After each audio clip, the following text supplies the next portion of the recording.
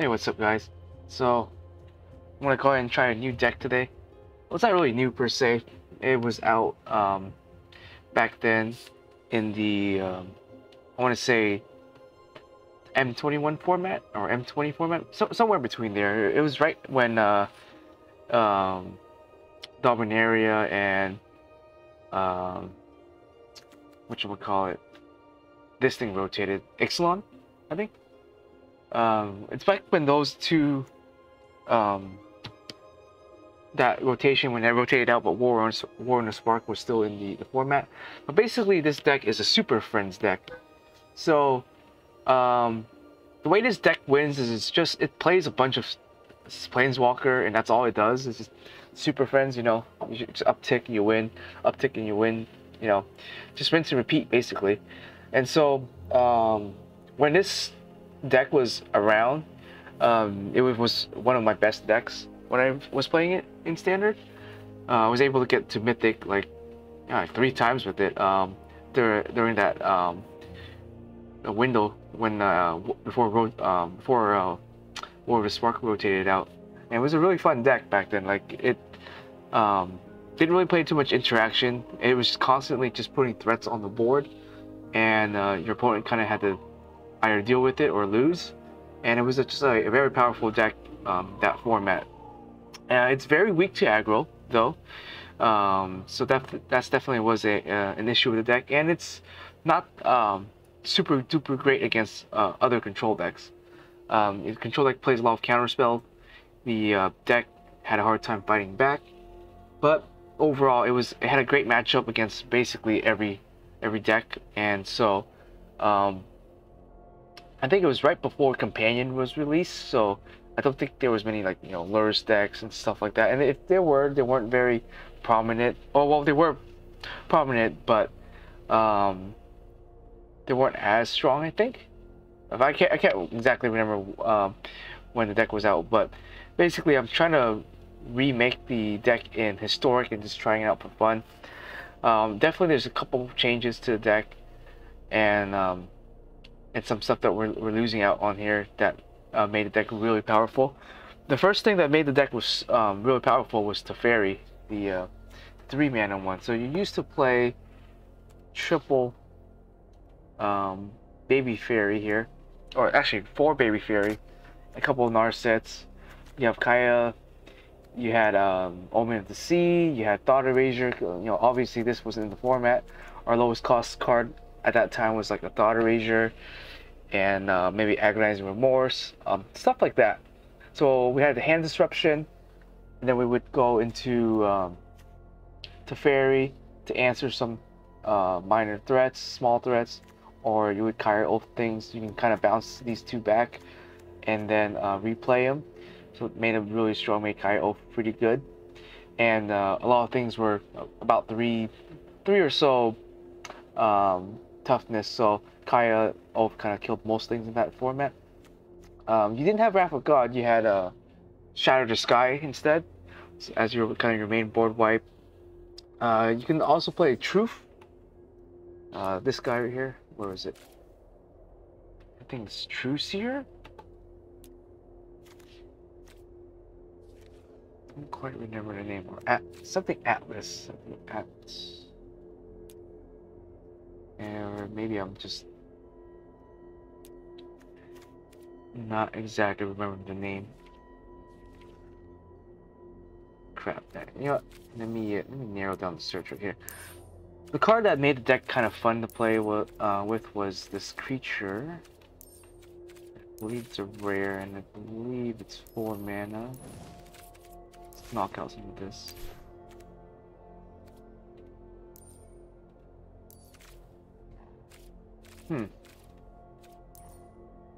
Should be creature, should be 4 mana. I don't know why it's not appearing. I think it's a mythic. Let me check. Either case, I think it's a seer or something. I don't know why it's not appearing in my search right here. Maybe it's because of Kahira that it doesn't appear or something. Anyways, basically, it was a 4-mana creature, a Domir creature. On play, you make you draw 3 cards. You make your opponent chooses to make 2 piles of them, or a 2 pile, and gives you one of them. And the funny thing about that card was that your opponent would oftentimes dump a planeswalker or something into the grave because they wouldn't want to give that to you, and then you would draw a land or something, which is fine. Because the idea is you want planeswalker in your grave because you're gonna be essentially bringing them back with Elspeth here.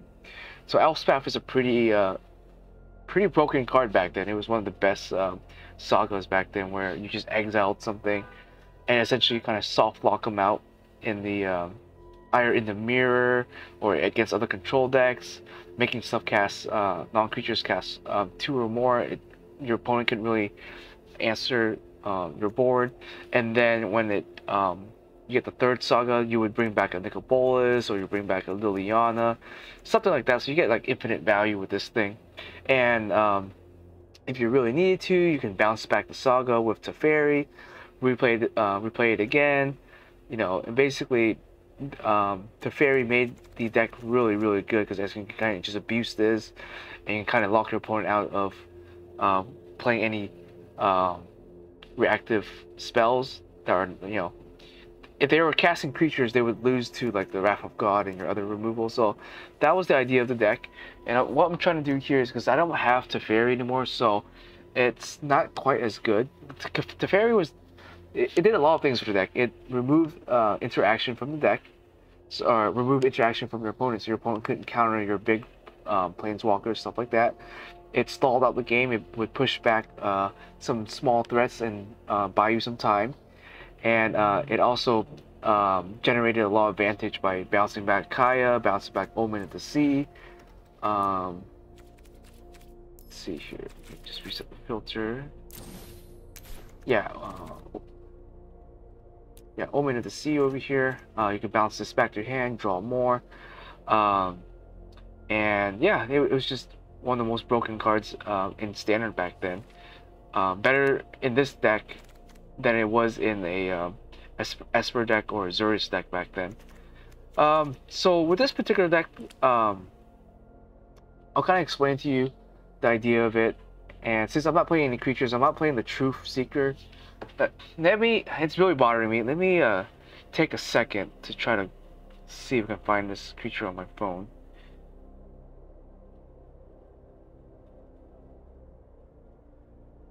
I think it was...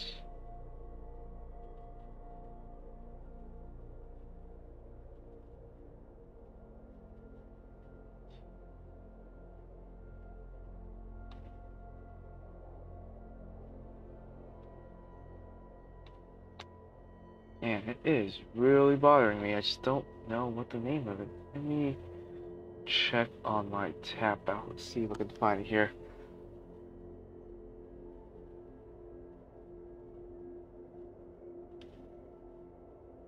Oh, okay, it's not Atlas, but it's Artis. And I'm not quite sure why it doesn't appear here. Maybe because I have the companion app with the companion on. Let's go to collection. Yeah, this thing right here. So, this is the card I was talking about, Oracle of Half-Truth. So it's a pretty fun card. I didn't realize, but it's also a legendary. So, I don't know why it's legendary. I don't know what the lore behind this card is, but it's pretty funny. You draw 3 cards essentially. Your opponent gives you 2 of them, or switch into 2 pile, 1 face up, 1 face down. You kind of pick and choose your poison basically, and yeah, you kind of reap the rewards. I had some opponents give me all 3 cards. I don't know why that happened. Some opponents try to the worst hand they can give you is like 2 lands or something like that, or maybe a land that's face down, or something like that's kind of the worst hand. You have 3 lands.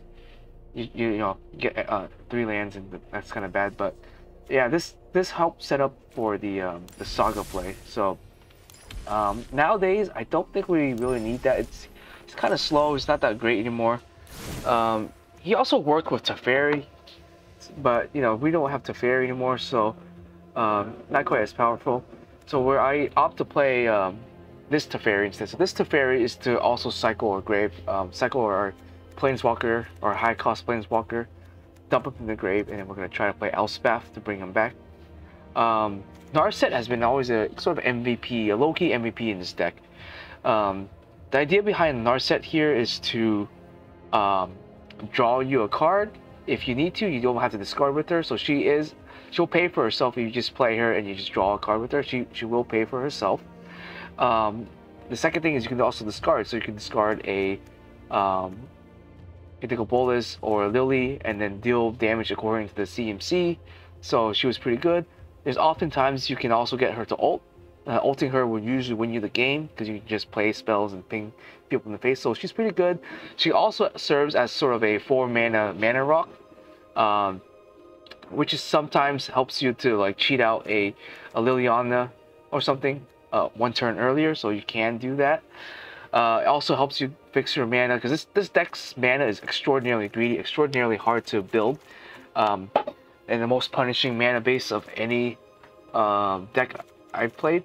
It's more punishing than a 5-color deck, I would say, just because of your planeswalker and stuff like that, and your double cost and your triple cost on Bolas, your red cost. It's extraordinarily difficult to build this mana base correctly, and I really don't have any tips for other than playing a bunch of 1-ofs and having some cantrips and some way to kind of filter your draws. Is the only way to really build this deck. Back then, people had to use temples. Shocklands was still in the format, but the checklands were gone, so you had to use temples, and it was a really slow deck. We did have, I think, trinomes. Those trinomes did come out during that time period. Trinomes were somewhat helpful, but they were also pretty slow. You had to play them tapped. I mean, eventually you can cycle them, so they do kind of help there. But yeah, not the greatest, I would say, unfortunately. But yeah. So Narset's pretty cool. We're just playing some removal here. This Narset is probably going to be the best one. You used to only play 3 of her because you didn't need her that much. You had triple Teferi. Now that we lost Teferi, I think playing 4 of her is kind of necessary. She's kind of your only way to draw cards in this deck, outside of like Bolas and stuff like that. But she's our card draw, our search engine. Searches basically any of our Planeswalker, any spells that we need. Playing Witch's Bench is the main, just because this deck has a hard time dealing with fast aggro, mono human or white tribal human decks, mono green elves, stuff like that. We don't have enough speed essentially to kind of survive sometimes, and so I'm just playing one of this with triple Wrath of God. Same idea here. Is Fatal Push is to kill the small things, to kill Esper Sentinel, to kill maybe a Thalia, something like that. Is where it's kind of like low threat, but that low threat can win them the game. So here I think triple Fatal Push is really good. Thoughtseize, not super necessary in the deck. You can probably play something else if you want to. Thoughtseize is just another way for us to interact with our opponent's hand. Our entire deck kind of interacts with the board really well, but it doesn't really. We're not really playing any counter magic. We're not really having any sort of reaction spell. The entire deck basically plays as a tap out deck. You're almost always tapping out every turn for some sort of planeswalker or spell to kind of speed through your deck. So to help kind of filter our draws and to help filter our lands and to dump some planeswalkers into the graveyard, and in retrospect a bit of card advantage later in the game if we're running out of cards, we can use search. But I like to search for Ascanta. You can probably play 1. It's not super necessary in the deck. You can probably honestly cut this down to 1. But I do like it at 2. I always like it at 2, I guess, because you kind of want to see it. If 1 gets killed or whatever, you can remove it. You don't like drawing 2, but if you do draw 2, you can still play both, which is fine. So I always like to search for Ascanta. Maze Tome here because we are kind of a control deck, and we do need to see our lands, correct colors that we need, since we don't really have Teferis and other stuff like that to kind of filter it, our deck anymore. This will do basically 3 things for this deck. It will scry for the lands that we need, scry for our threats. If we're running out of cards, we can use it to draw. And if we are dying to aggro, it will heal us for 4, which is pretty relevant. So we do have some ways to gain health here. Same thing with Kaya's Oath of Kaya. This is not as relevant anymore. It's still useful in the deck. You can still ping something for 3. But you know, it is a legendary enchantment, and we're not being able to use it with the fairy anymore, so it's not super important. Oftentimes, you know, your planeswalker will die to like a spell rather than someone attacking it. So the life dealing 2 damage to your opponent and you healing 2 is not super duper relevant, but it does come up sometimes here. Next off, yeah, Elspeth, the main core of the deck.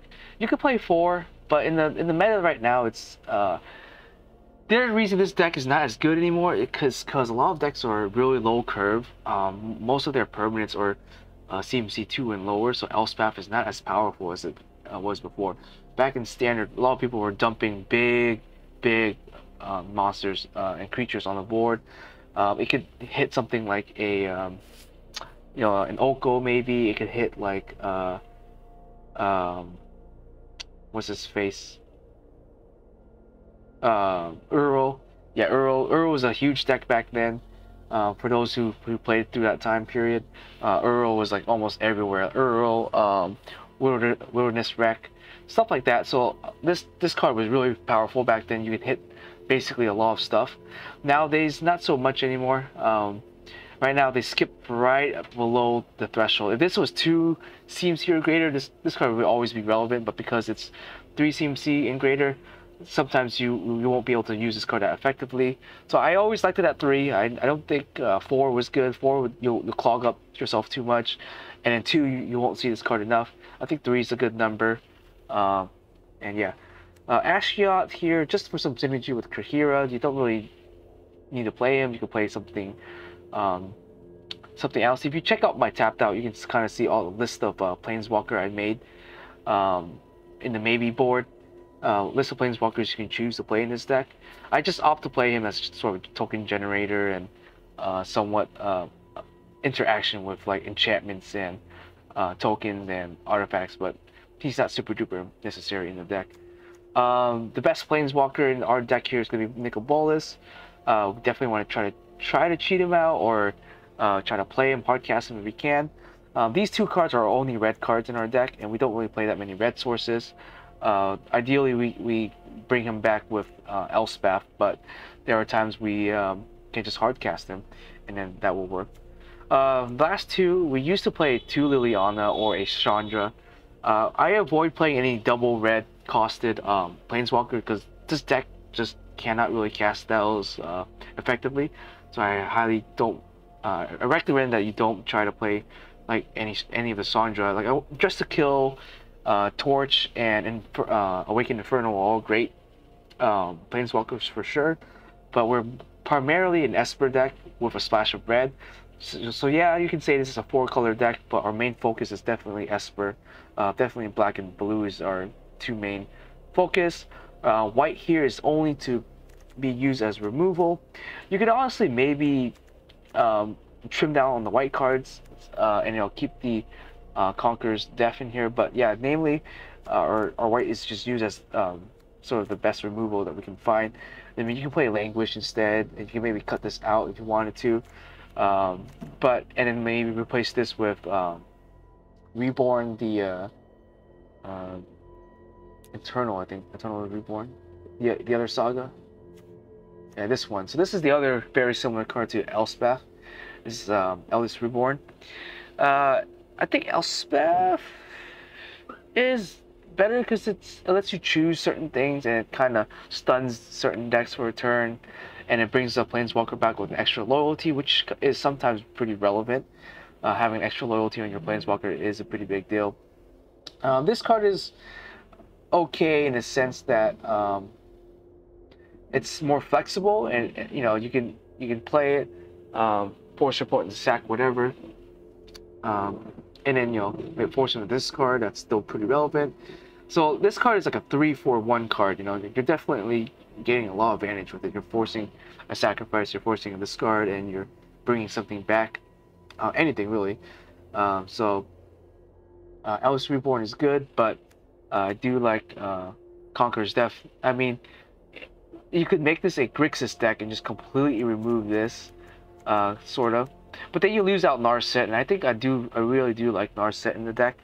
And so I think the white still is relevant in the deck, but you could probably play maybe less of this if you wanted to, and maybe Eldest Reborn instead. And the last Planeswalker of choice here is Ugin. So Ugin definitely wasn't legal back then. Otherwise, I think this deck would be like top tier if it was. Like, you could just pitch an Ugin, bring back Ugin for free, and go ham. And so back then you can play the other Ugin, the baby Ugin.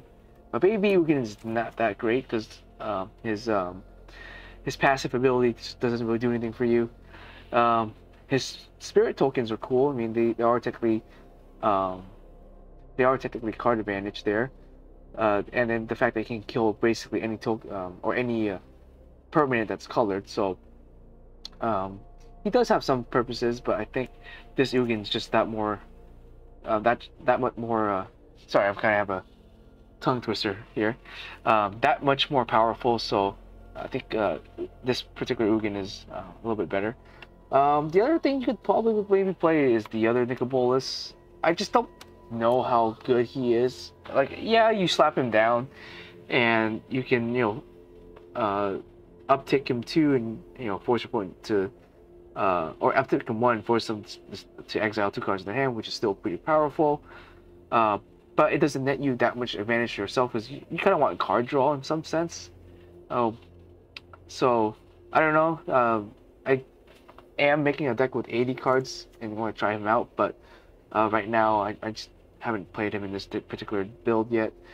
I just think the baby one is a little bit better because it kind of does what he does. It always forces him to exile something, and it draws you a card with less mana cost. And his ult is usually in all the win is the win con of the deck. His ult, I think, doesn't really win you the game. Yeah, he just exiles everything, right? Yeah, it's just a board wipe. Basically, it's an Ugin, but a little worse, where Nicobolus's ult can actually just literally win you the game. Ugin's ult will probably win you the game if you do ult with him. Lily, for sure, Lily's ult is a lot better than Nicobolus's God Pharaoh ult, because it sacks lands and everything. So this is pretty good. But yeah, that's just the basis of the deck. I'm still messing around with it, so I don't know if it's going to be any good, to be honest. I haven't played it in a couple of days, but yeah, we're going to give it a shot. Let me go over the lands too. Like, the land for this deck is very tricky. Let me do this. I don't know why my game is freaking out a little bit when I do that. Okay, there. Oh shoot, I can't really see it. So, for Interplanar Beacon is super important in the deck because you're trying to keep yourself alive. If you're playing against aggro deck, which this deck has a huge issue with, you need to keep yourself alive. So Interplanar Beacon, if you get 1 or 2 out on the board, this is how you're gonna keep healing yourself, allowing you to keep yourself in the game, essentially. So definitely, Interplanar Beacon here is pretty good. So I recommend playing a copy if you can. And same idea is, like, if you feel like you're taking too much damage from aggro, then I would just take out the Thoughtseize completely and play something else. Maybe play a Portable Hole or something where it's doesn't hit you for life, and you can use it to remove like threats and stuff like that, rather than Thoughtseize. I want to play Thoughtseize to play against combo decks, because this deck doesn't really have any interaction at all, and so you might lose to combo if you don't have any sort of interaction here. So that's why I'm playing the Thoughtseize, but you can play something else. Playing one of each Trinome. It's unfortunate there are tap lands. I don't mind playing 1 or 2 tap lands, but I don't want to play more than that because tap lands do kind of feel bad. But the cool thing is you can cycle them later if you don't need them.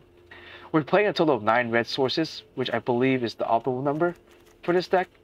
So you have, in terms of red sources, you have Steam Vent, Blood Crypt, Foundry here, the 2 Trinomes plus the 4 Interplanar Beacons. I don't quite remember what my deck build was back then. I think my deck build back then was something like this. I think I was playing more Trinomes back then.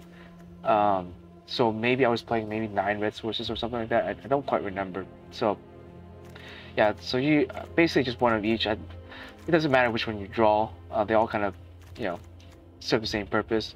And the rest of your mana is going to be mostly going to be in the Dimir color if you can. But you can't put too much into Dimir because you do need white, because your white cost is extraordinarily heavy. It's double white. So you want to be able to have double white by turn 5 too. So that's why we're playing a bunch of white mana here too.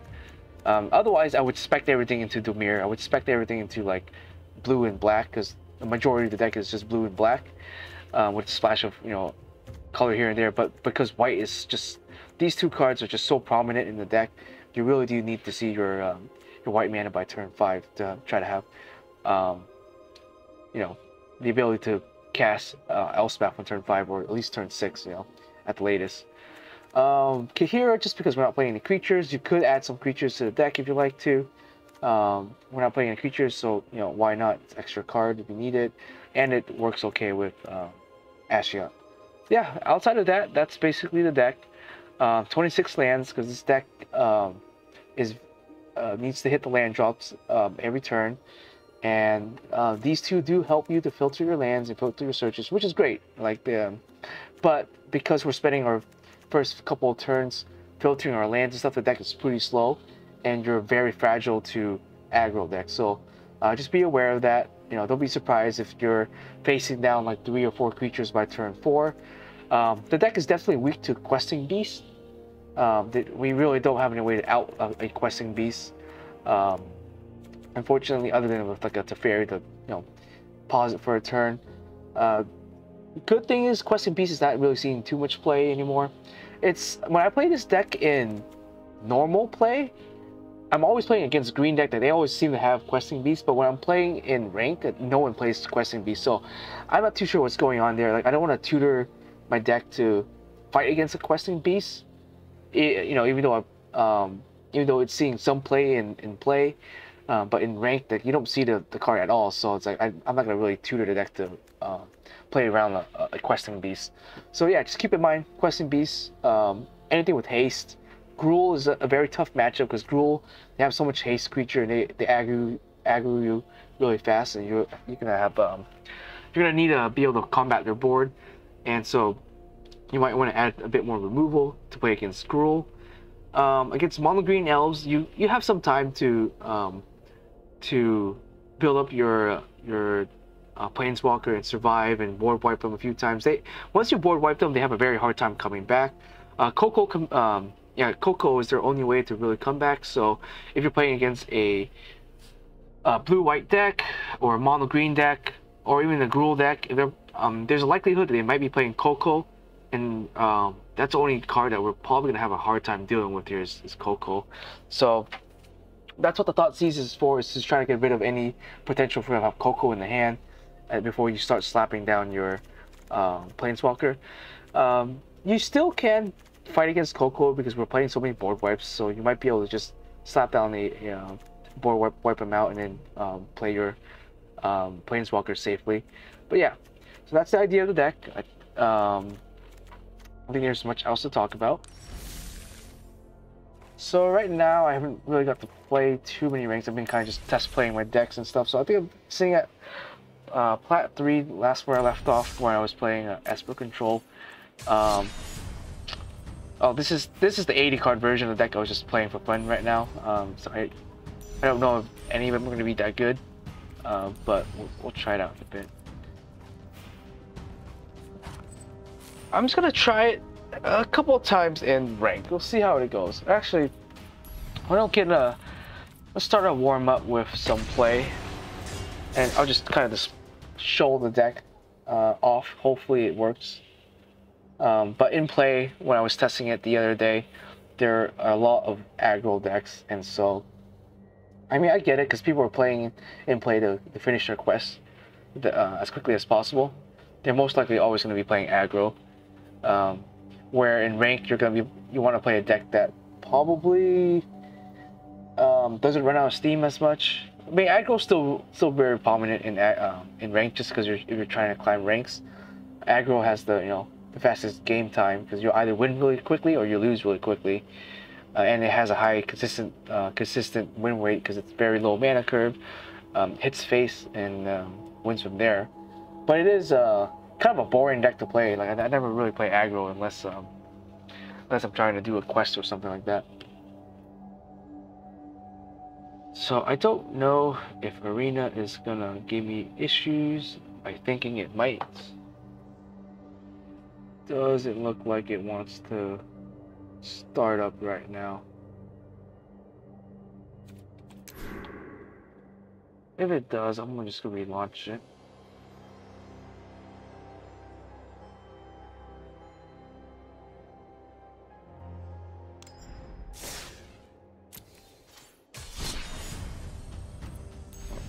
Maybe no one's playing play right now. I'll try one in. Yeah, I've been building a lot of random decks. Just to kind of take a break from playing the stuff I already have. So just been kind of making decks.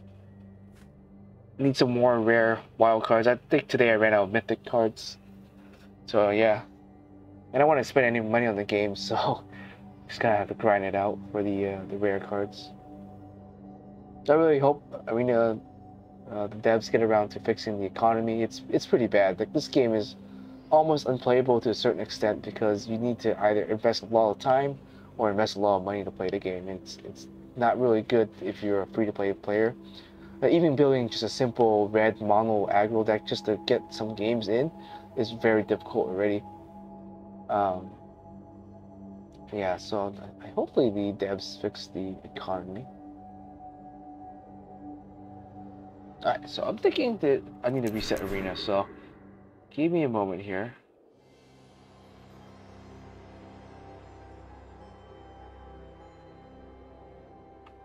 Occasionally does this where it just times itself out.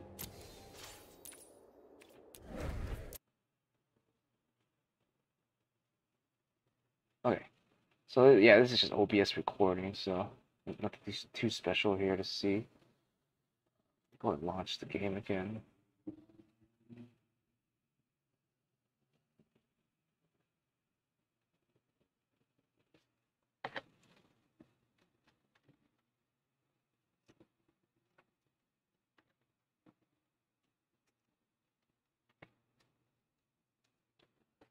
Yeah, I'll be back in a couple of days just to let you guys know. So I won't be play on my Mac anymore. Hopefully get slightly better quality and not have to deal with this frustrating client. It's really frustrating on Windows, but on Mac it's a lot more frustrating. On top of the Mac not being able to really record that well, I don't really have a mic. I'm just using a laptop mic, so the sound's a little off and it's kind of wacky. And I think this is only a 4 or 6 core Mac, and so it has a really tough time recording and playing games. If you can't really tell, you can kind of see here it's taking quite a while to just launch the game.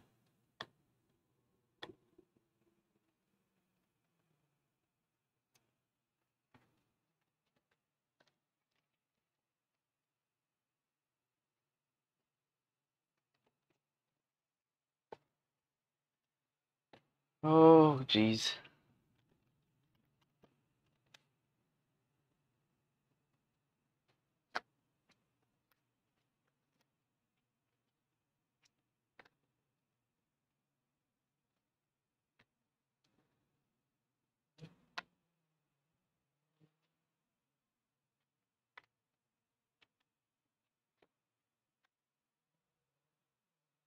Okay, I think it's going to launch right now.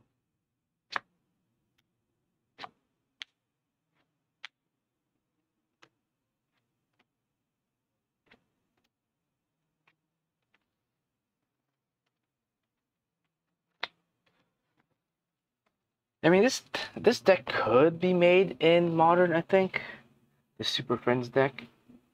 And you'll probably have a better land base, honestly. I don't know how I would build this in a Modern setting. You have a bunch of different planeswalkers to mess around with. You do have Teferi. Narset is pretty slow, so I don't think you would play Narset in the deck. Probably play like Liliana or something like that, I would think. Yeah, Liliana of the Veil. Is it the Veil or Last Hope? Yeah, the Veil. You could probably play like maybe even Ren in 6, to be honest. The deck would seem to be pretty interesting. Like, and you would need a lot of like low-cost board wipes too, which I think Modern has plenty of board wipes.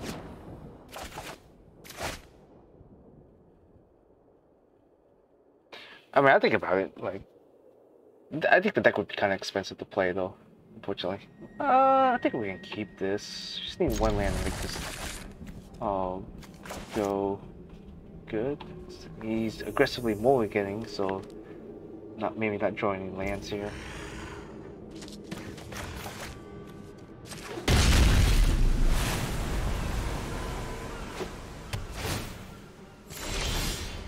Haven't seen one of those in a while. Okay, if you draw a land, I think we're in real good shape. I think I'm just gonna kill this now, just being the most efficient use of our mana.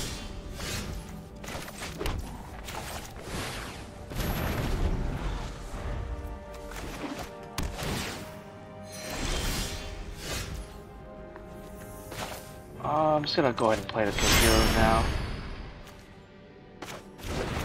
If he wants to remove it, I think we're okay with it.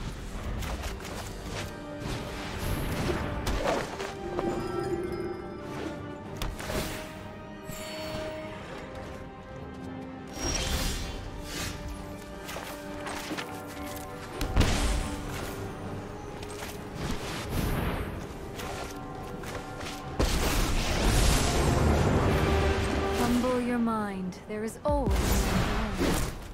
Let thoughts flow like river rapids. Oh, okay. Maybe this is a combo. Like, I wasn't too sure there. Okay, so I thought I was playing rank. I guess not. So maybe I'll switch over to rank to play something that's more in line with what you'll see. You can play against some wacky and fun decks in play, especially some pretty interesting combos and stuff like that. But I do like playing competitive a little bit more.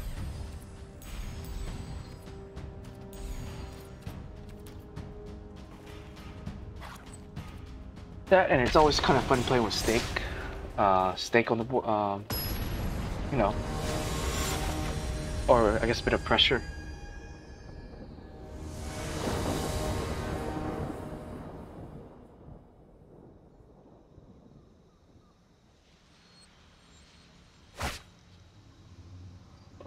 Okay, it's pretty slow, and we have some reactions. Just if we, I want a mulligan. I don't think we do have Maze. I do like seeing Maze in a fatal push.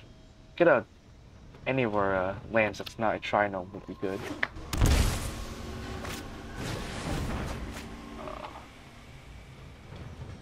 Let's guess this from the secret layer there.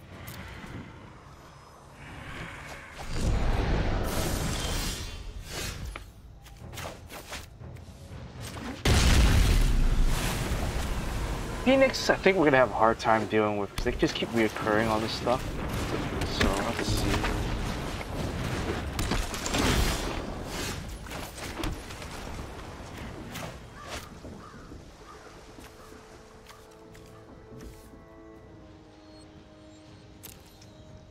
It's dangerous letting Delver on the board.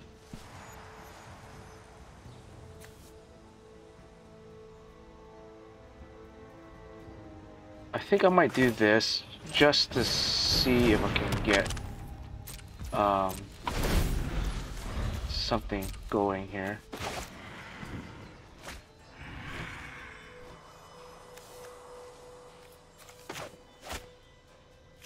Okay, so good. Best case scenario is they didn't draw anything here, which is fine.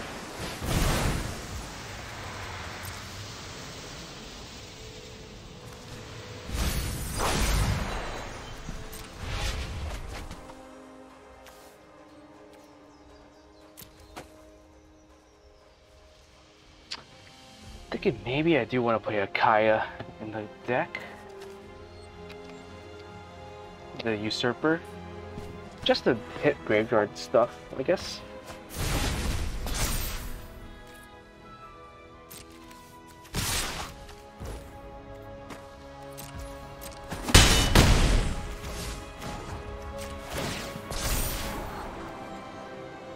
I guess that's something we want to draw, right?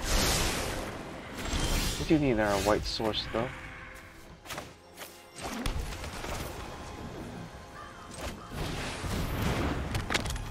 I'm gonna shoot the Chandler now so that we get more cards in the grave. Now I think we try to get a white source or something here.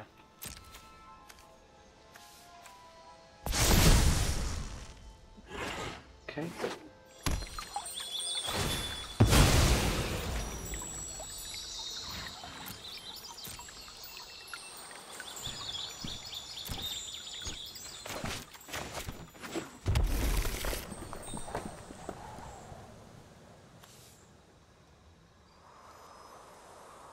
I see you can Ox. I don't think you can Ox quite yet, yeah.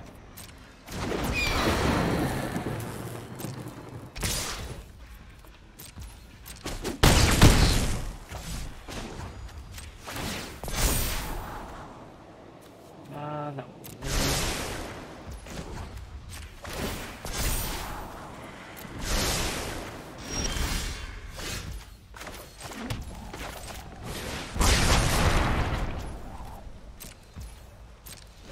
So we do heal up and we can get Bolus out. Just hard casting it.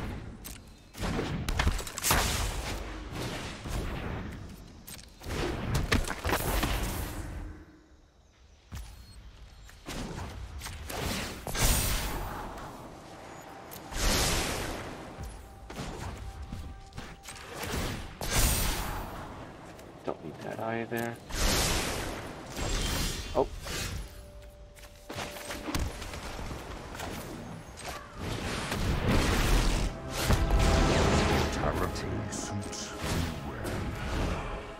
I'm drawing a lot of land. Maybe I should have mindful that. Let your weak minds crumble. He does get to play the Ox here. Okay, I think we lose this one. Yeah, he got the Ox out. That's unfortunate. If we do that board wipe, it'll be good.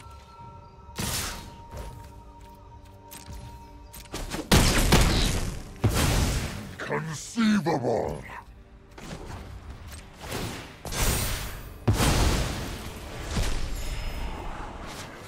Juliana, we do have 6. Sure, we can take her.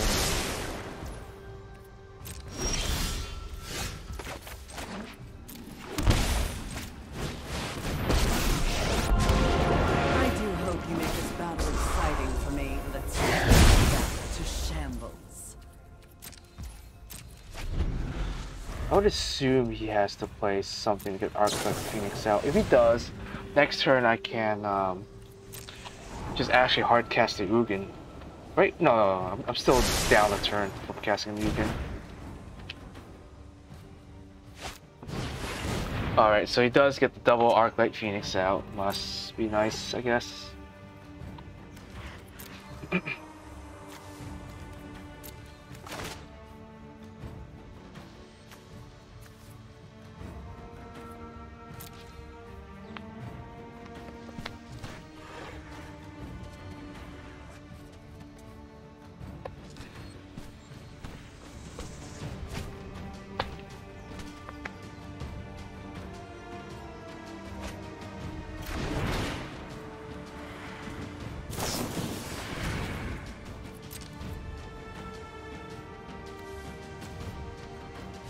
There is a potential to play some mana rocks in the deck too.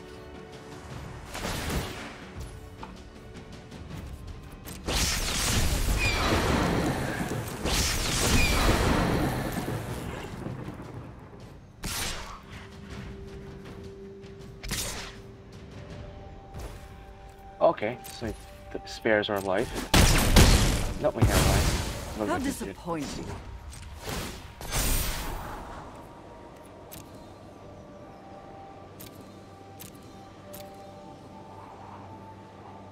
Guess it's fine. We're gonna use bullets here to basically force him to attack it, and then next turn we can weaken. All will bow before Bolas. My schemes are never ending.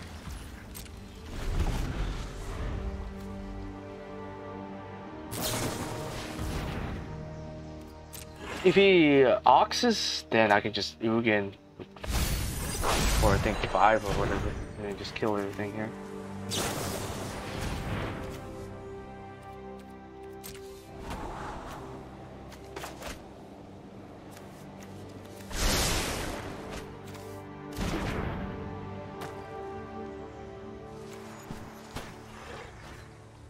I think he's looking for maybe Unhold.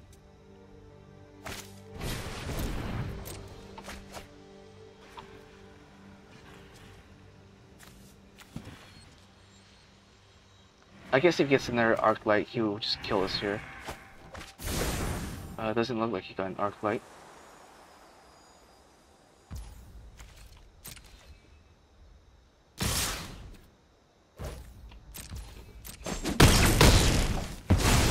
I have other plans. We're gonna save the tome to draw a card, possibly.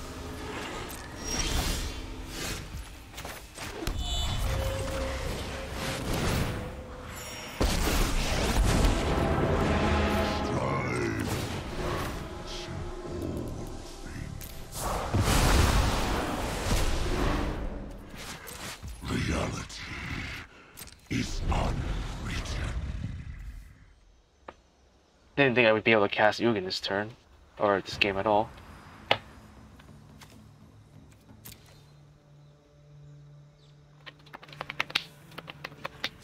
Yes, you can cast the Ox. I guess he opts not to.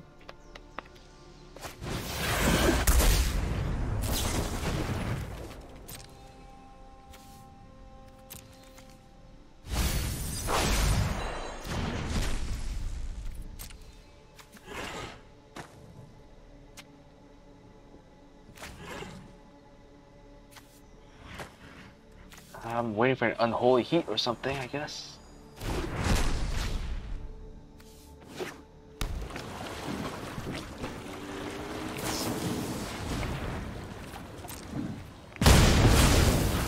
Endings are inevitable.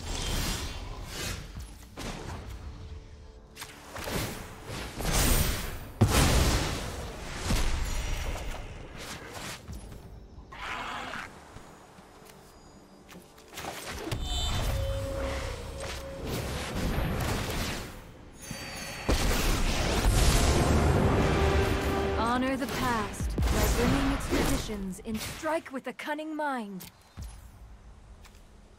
I don't think there's anything that has haste besides the Phoenix. And I don't think I would be able to push that anyway, so I'm just gonna add Kakira to hand for now.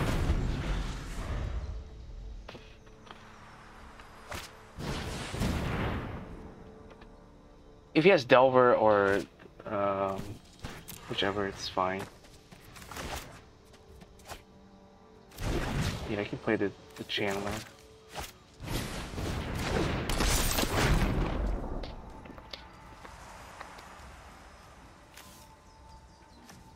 Any of my top decks should be pretty good, I would say. But he is top decking a lot, though. He's getting a lot of triggers through.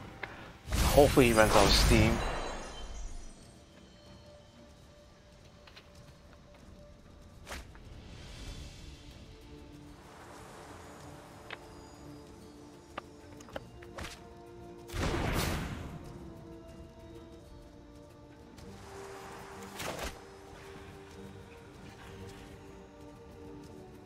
I guess he's debating if he wants to play double Chandler, because then I might have a board wipe.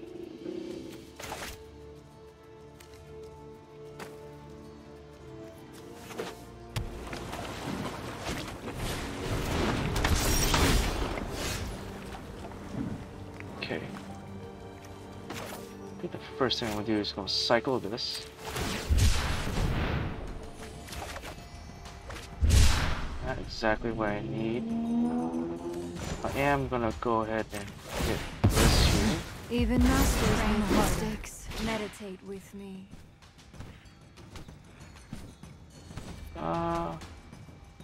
It's not.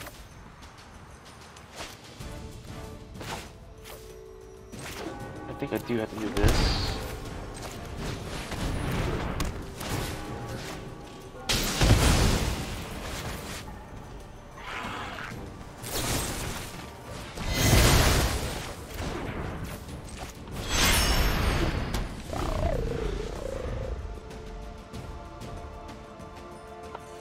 So much land.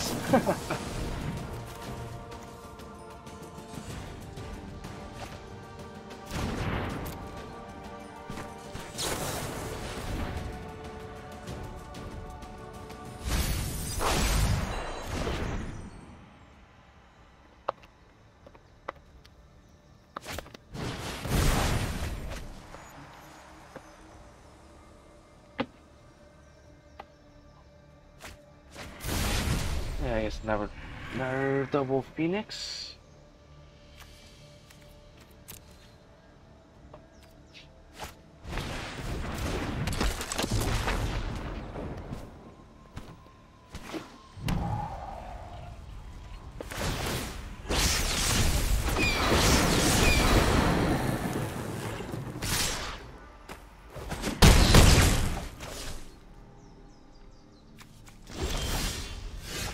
Oh, I keep drawing lands. Alright, well that's not what I wanted to see here.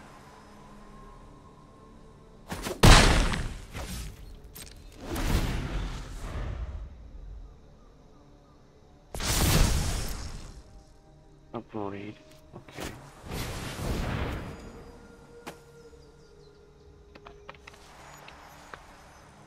I can see if you can deal 2 damage to us, so we'll just win. We tried, but I kind of flooded out a little. Just a little bit.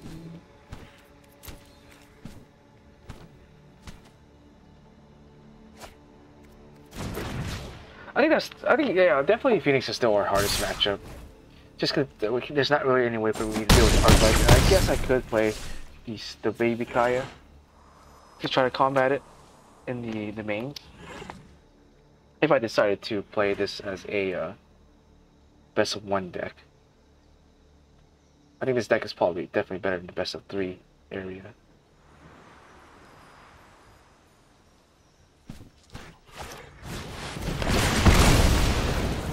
That doesn't matter to me too much, sure.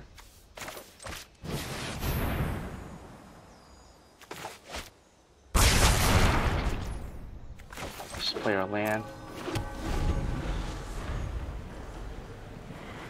Still alive, but he gets more spells. I think he just makes more Phoenixes here.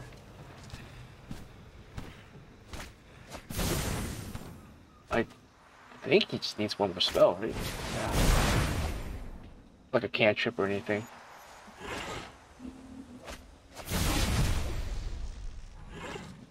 It'd be extremely ironic if he couldn't play another spell, but maybe if he had a level of hard removal? Oh, there you go, that's his last spell.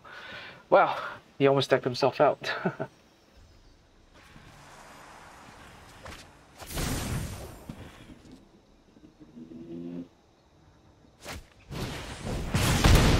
Oh yeah, pillar, yeah, figures.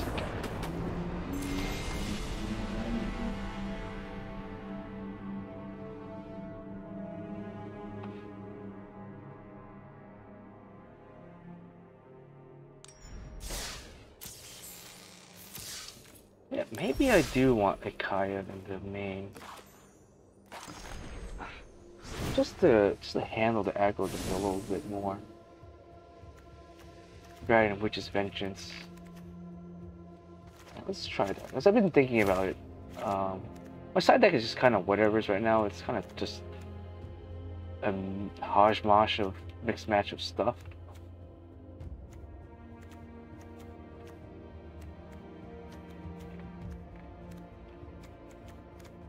I think might not need another thought seize. Maybe? I was thinking of playing more disputes because this deck needs that, but either for the red decks, I think. I'm not too sure why I'm bother fixing this right now, even though this is kind of just kind of out there right now.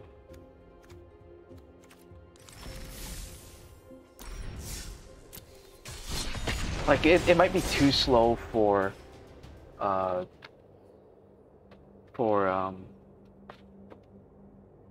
historic, because definitely historic is, you know, it's got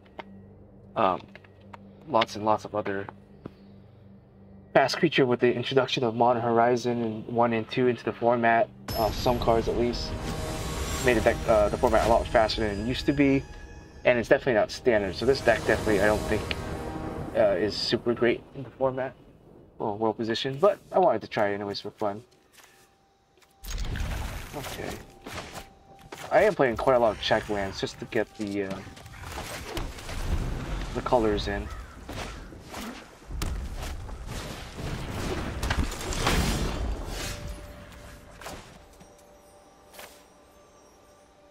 I think I do this and then just push this right now. Like, we didn't have to deal with this back then, the Chandlers, when playing this deck way back then.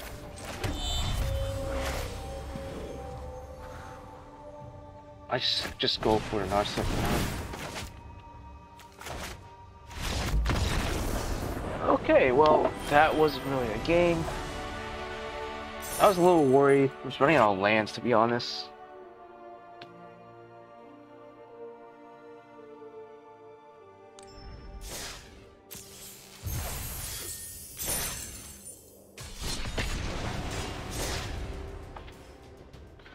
Yeah, like you'll flood out with this deck, but like you need to play those lands. You need to play a variety of lands and like, different mixtures of lands in order to make this deck work. Okay, this is a decent land.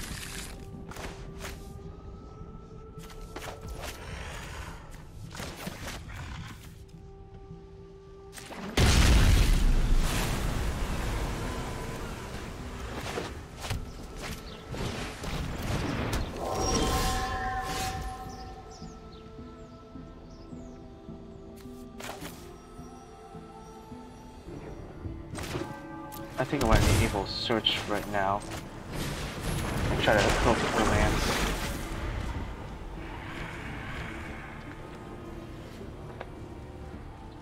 So Elspeth is definitely not going to be too good, so this is the reason why Elspeth is also kind of falling out of the format.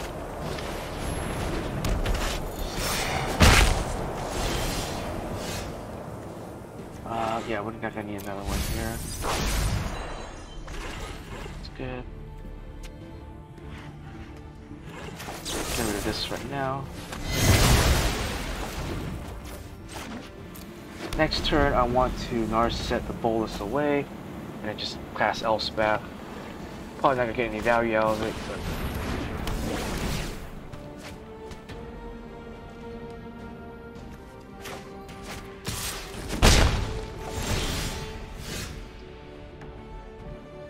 Wrath is definitely nice. I think I'll keep that as a draw.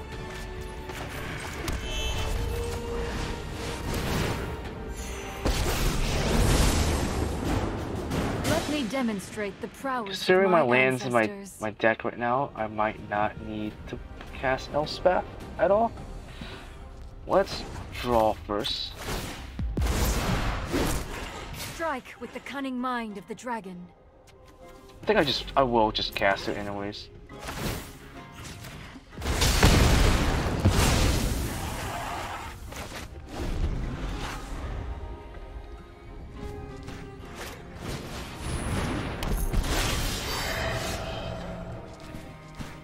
We do need the land here.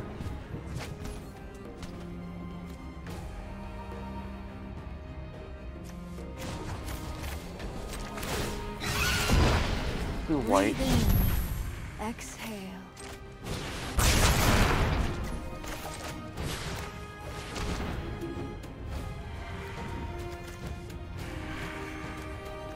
or rip any creature he has, but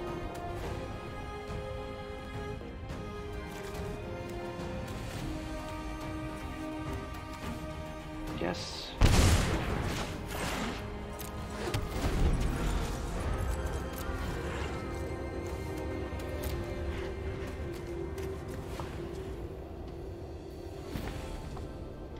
It's a good thing he's got land stucks. Ironically. Make sure to get that.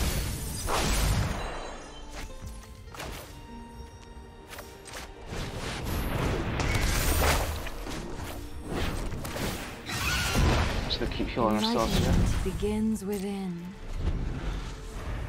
2 turns we'll get out Bolus.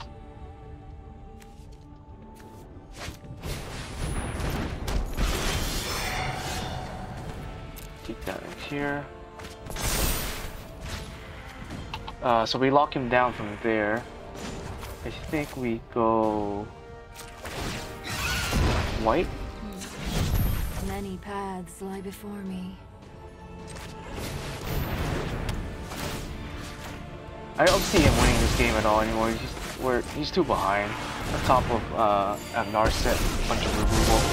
I have Double practiced Narset. against many, but keep an open mind. Yeah. He has like all the equipments, snow lands. Kind of sucks in his position, but I think I was in a good position anyways. I had enough removal to kind of deal with all of his small stuff. And next turn I get out a free bolus. So that was kind of like the perfect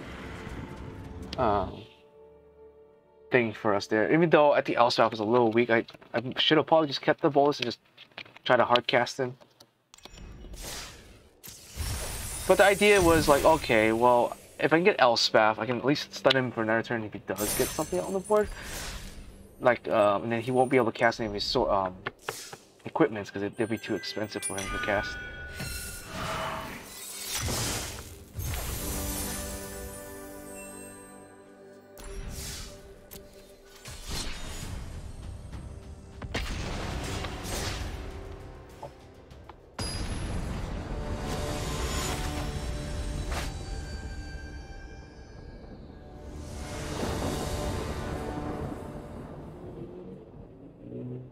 Okay, it's not a terrible hand.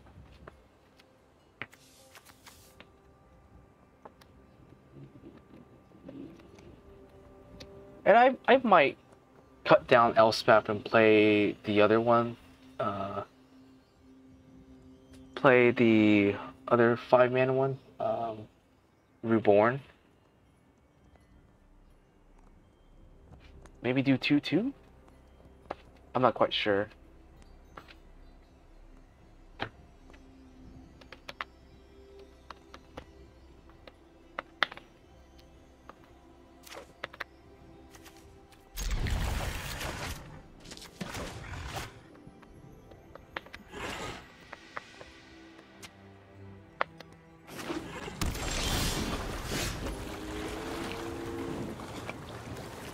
That, and I guess Reborn can also target anything, which is also nice. That is it deck, it's not too big. Now, in theory, we have a strong is it matchup if we can get Narset to stick.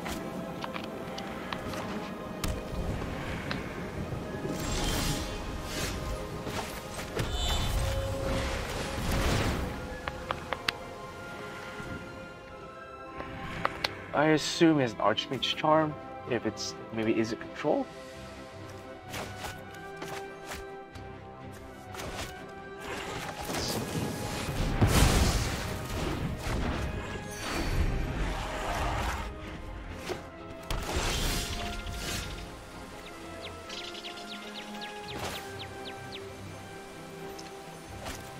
I am gonna do this and pay for 2. Namely, in case he has a sensor or something. There's a high chance they're playing sensor.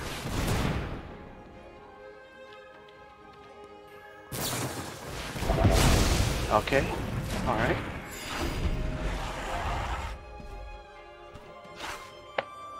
I just gotta keep playing threats, I guess, at this point. And then I guess I will else back later.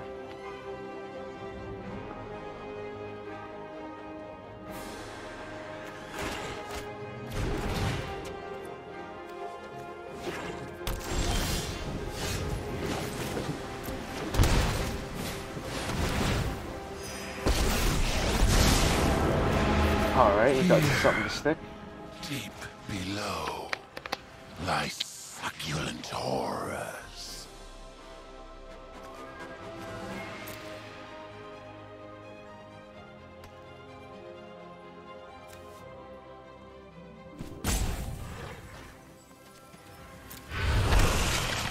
Terror lurks. I don't think they have Unholy Heat just yet. If I can get one more turn with Ashia, I'll be able to escape Unholy Heat nicely.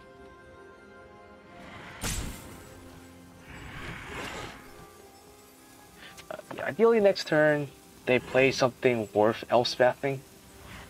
If not, I can just cast it and it can stun him for a turn, and I'll be able to get a Narset back or something. I sense your fear. If they cast that, then I definitely am going to Elspeth, that for sure. So I might just save my Elspeth for now and just play...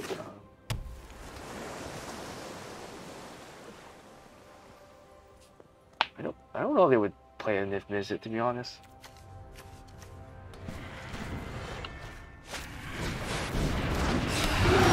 Okay, I think that's game for us.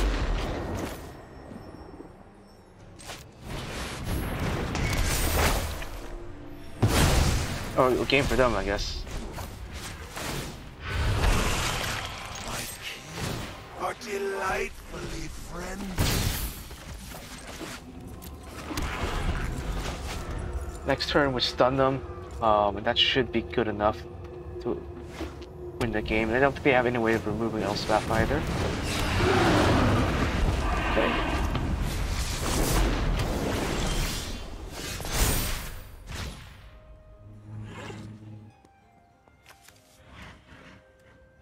So what we do here is to go. The shadows awaken. And yeah, we draw two, they lose Your those. corpse will from battle to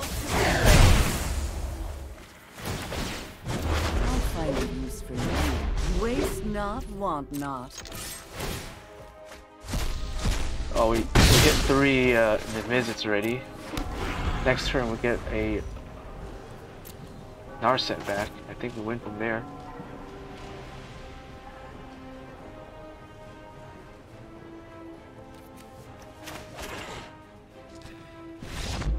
Cool. That could have gone south real quick. Luckily we drew a bunch of good stuff, I guess.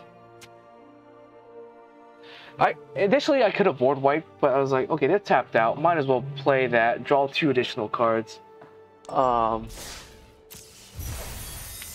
Deal some damage.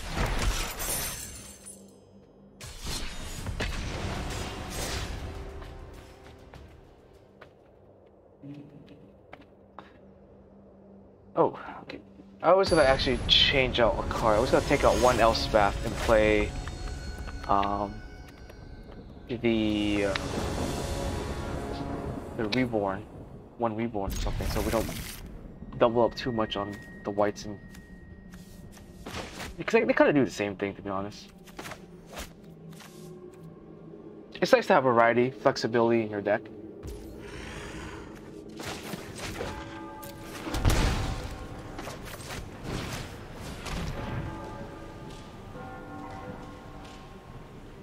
You can... I guess I could take out a threat right now. If they play that, they don't have anything else to really cast.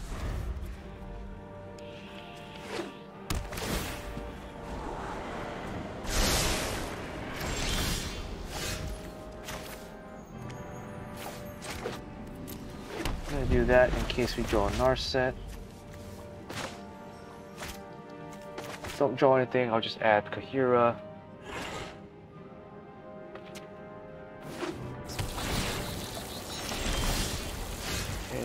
drawing anything either, but they aren't either.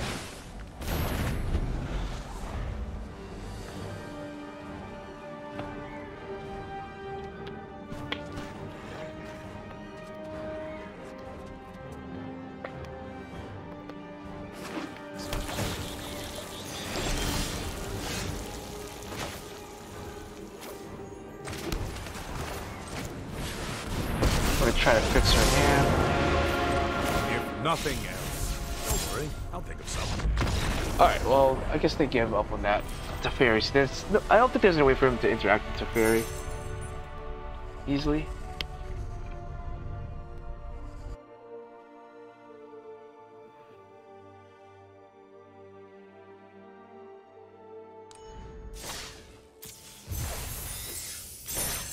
Alright, well, we're surprisingly doing okay in rank. I mean, it's unexpected, but nice. So I'm gonna cut down on one Elspeth, because there are a lot of lower sticks and stuff like that. Kind of sucks.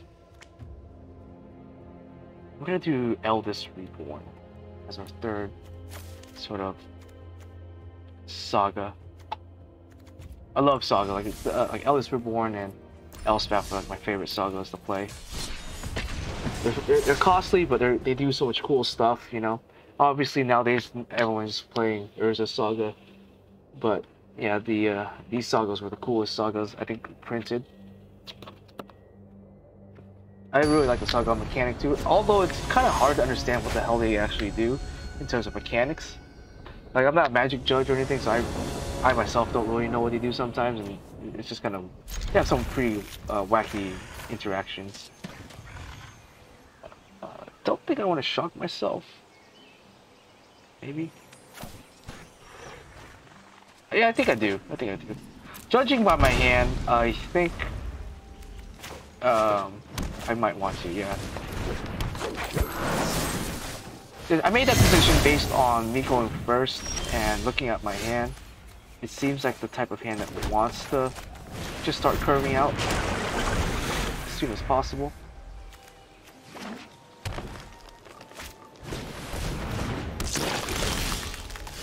That's a little annoying, that's fine.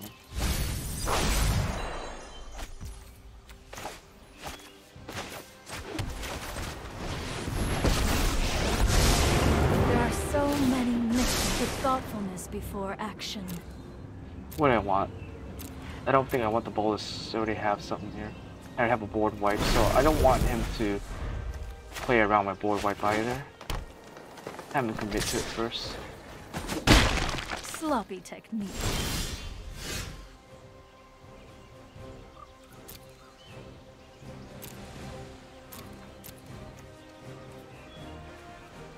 Sure.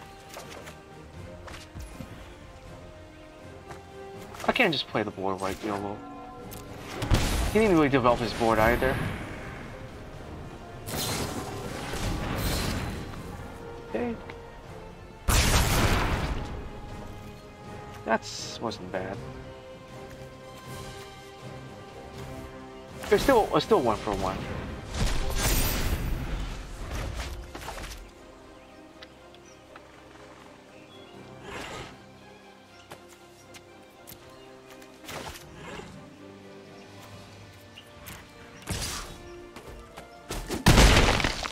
I won't forget our time together.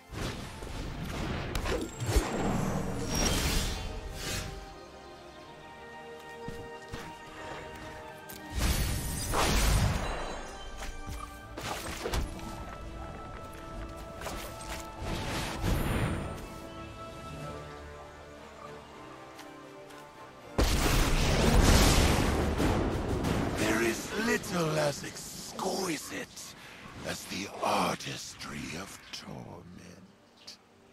I'm afraid of him playing a lure. He might overrun my Ashiot. I think I will just make and sensitize him to just play something.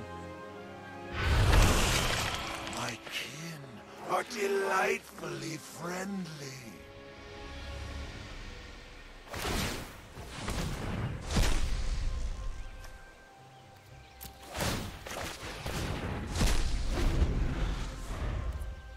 I don't really care for flipping it too much.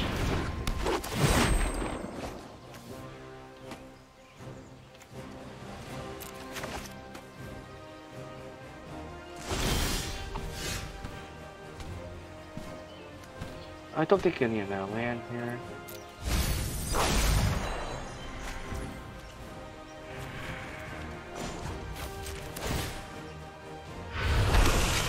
I think the best thing I can do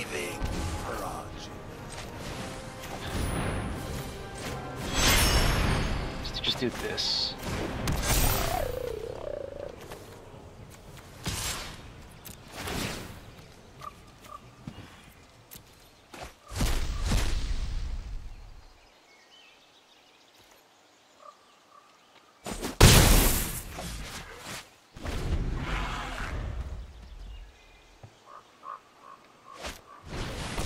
So yeah, that's perfect. I want him to drop a lure. That's a fine keep too in case something goes wrong.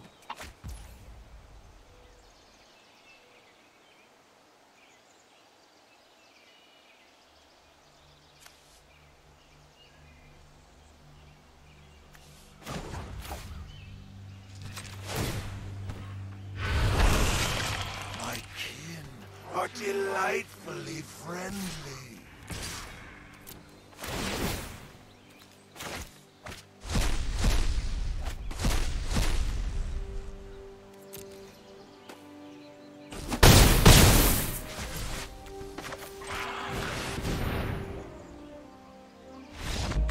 Cool.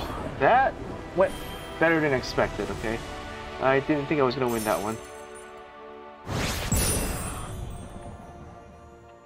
I was a little afraid of the ooze, but once I got rid of that, I don't know if he'll be able to outrun me. The fact that I just keep playing more and more nightmares, and he was gonna get land stuck.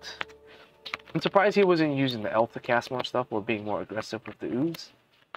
But that worked out okay.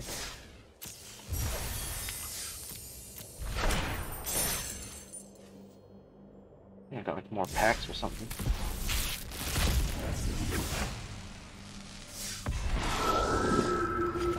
It doesn't matter.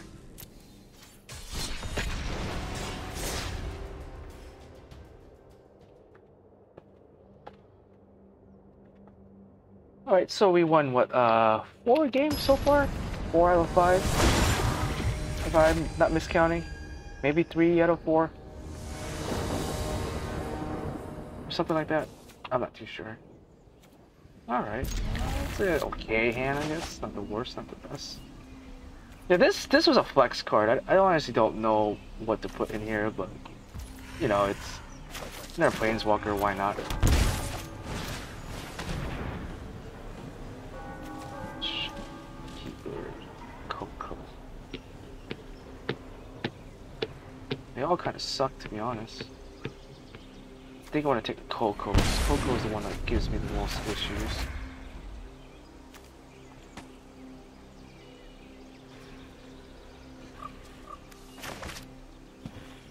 Ideally, I draw their blue land here. Cool. So I think I do this.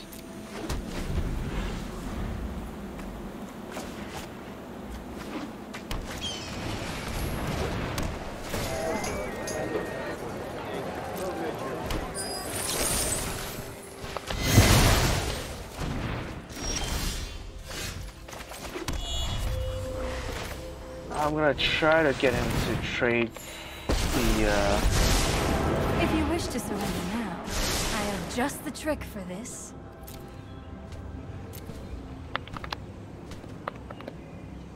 I think I go for Mind's Tome with the search up next turn.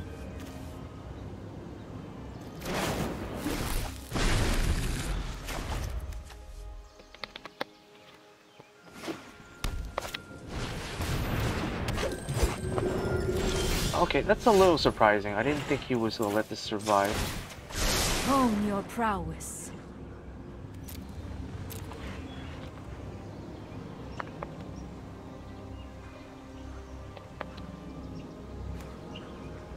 I think I'll go grab the fatal push here.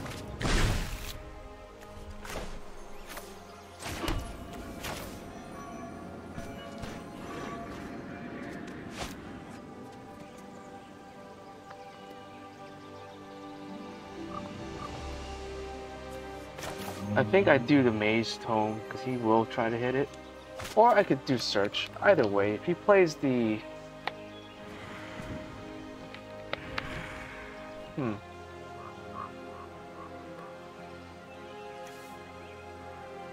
don't know. I think I want to have Search up. I don't think I really mind the Maze dying as much.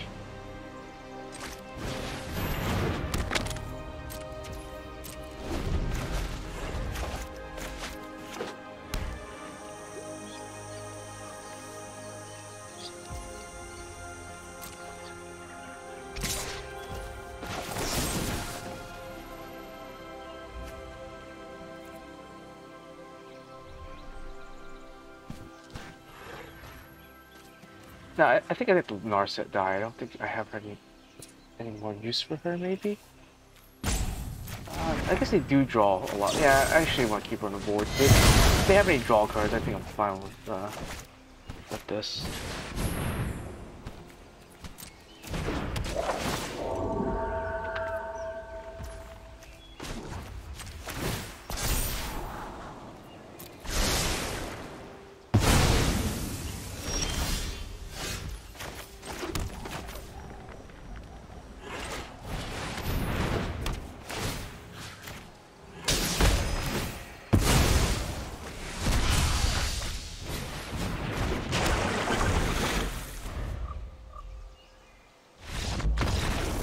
Cool. I don't know what he had in his hand that he couldn't deal with the Narset, I guess?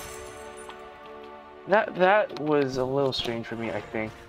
That he couldn't deal with the Narset?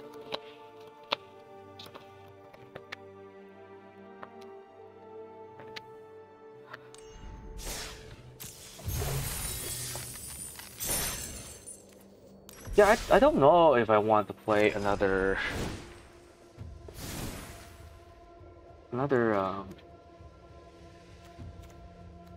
card here that's not Kaya.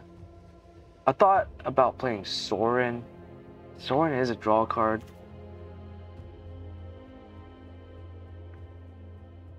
I kind of want to up my Planeswalker count. Because Kaya's only for very fringe matchup.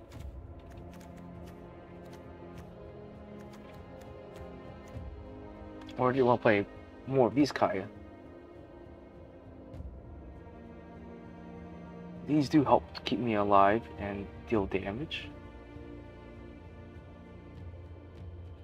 But I don't necessarily need them as much.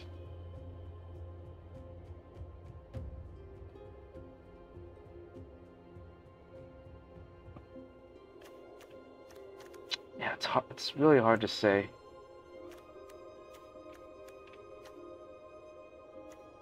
I think I do want to put her back in the side deck here. Let's take out the Spew. Throw her back in the side, I think, is the way to go.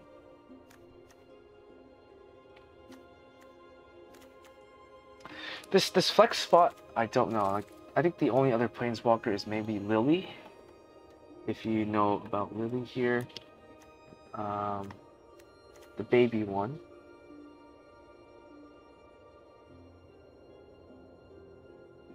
Yeah, she's a 4-mana removal, I guess. Can also force our opponents to discard some stuff. She's like the worst version of the 3-mana of Veil. Like, everything about her is just worse, you know. Yeah, her +1 ability is technically better because they lose health. But her -3, like, is fringe on your graveyard, and it's also yucky in the sense that you get to target something and you can still bypass indestructibility, but it's yucky in the sense that you need stuff in your graveyard, and I don't really toss too much stuff in my graveyard. If my graveyard gets hit, then it gets hit, but I don't know. It's either this or Soren, but I think Soren makes way less sense. Soren here does draw you cards and you do lose some life. And you can make a token out of him. So you can make a token to kind of defend with him. Maybe I'll try out Soren here. But I do want another Planeswalker. I mean, the Sorens do have lifelink, which is nice, I guess.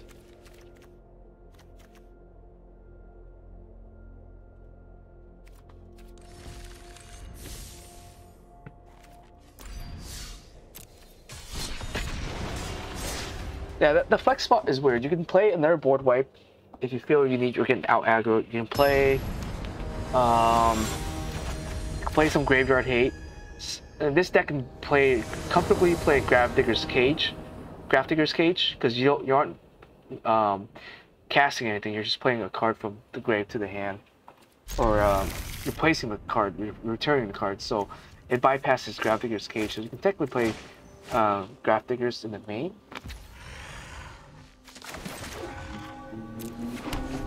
Which might be better than Thoughtseize. Oh shit.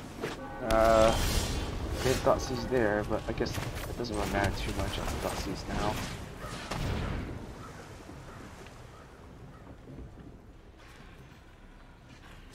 I think I will hit the Archmage's Charm.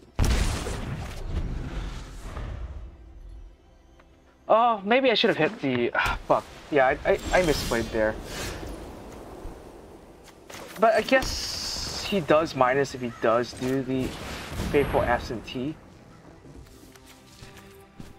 So then I can be able to draw another card next turn. I know 88 ways to defeat you. Pick one. My mind needs a rest. Meditate and prepare.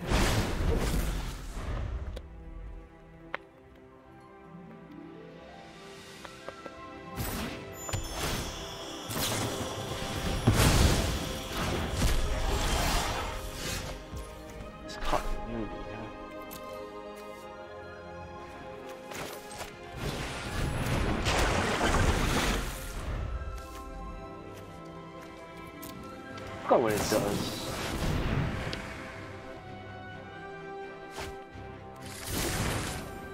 I see, okay.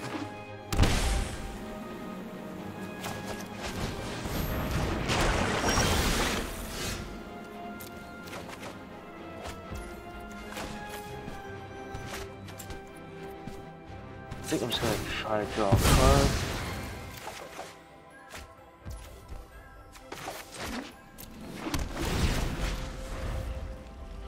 He hasn't really played anything super useful.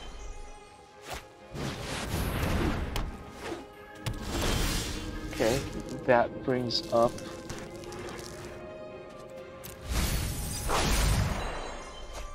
something good for us.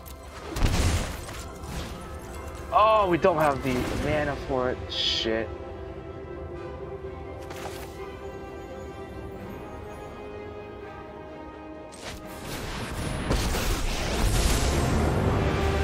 Victory is just another puzzle to be solved. I think I'll just draw now. Think, then act.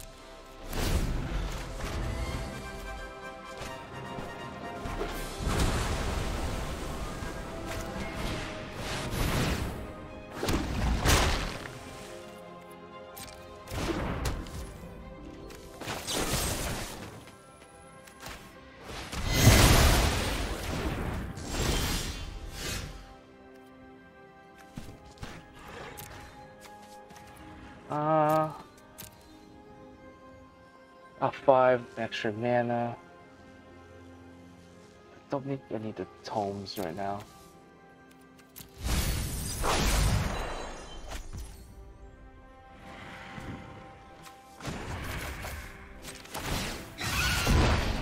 Let me help you practice.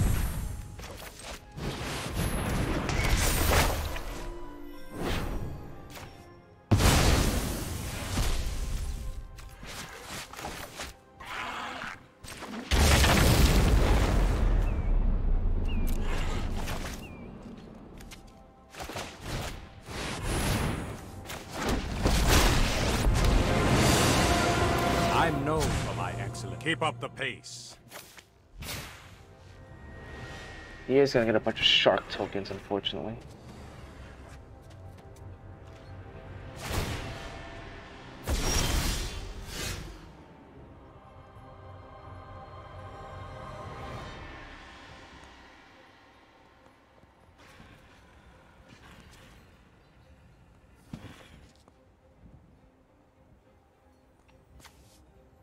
Don't need that.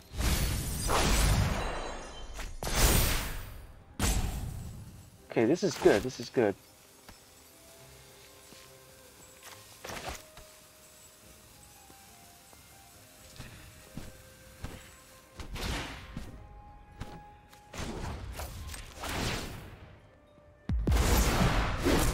Consider the future, then strike.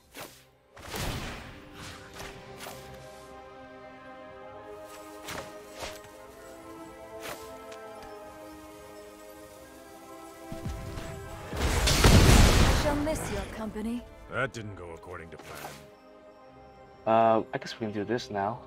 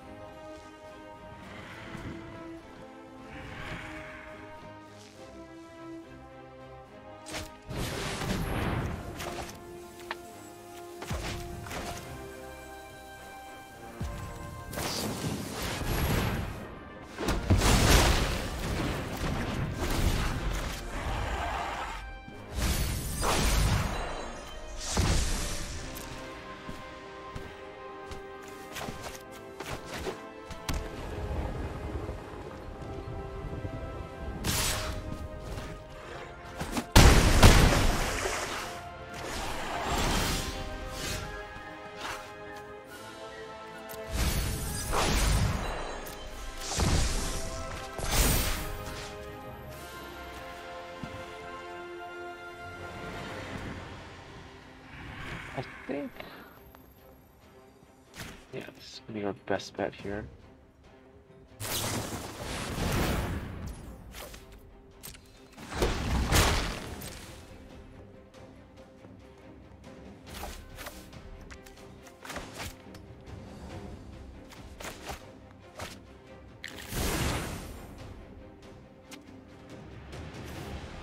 Honestly, it's just a shark. Kind of sucks. I guess it didn't matter if I had 2 Elspeth or not.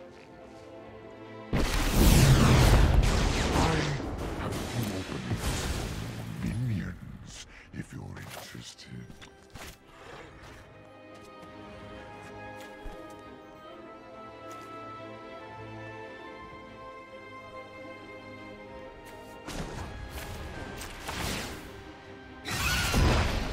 Breathe in, exhale.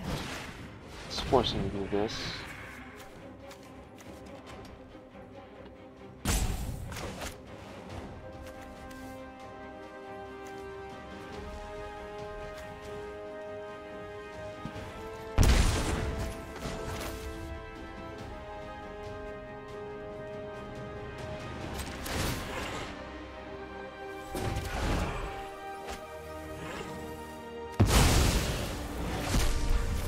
Witness a mote of my power.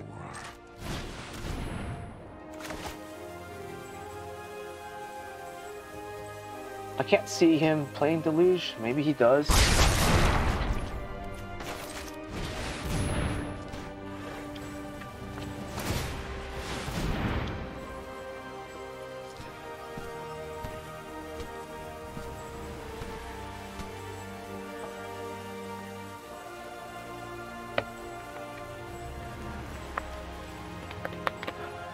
Now I need to search for an Elspeth to get rid of. Focused and disciplined. Encounter nothing with an open mind. I guess Astra will do.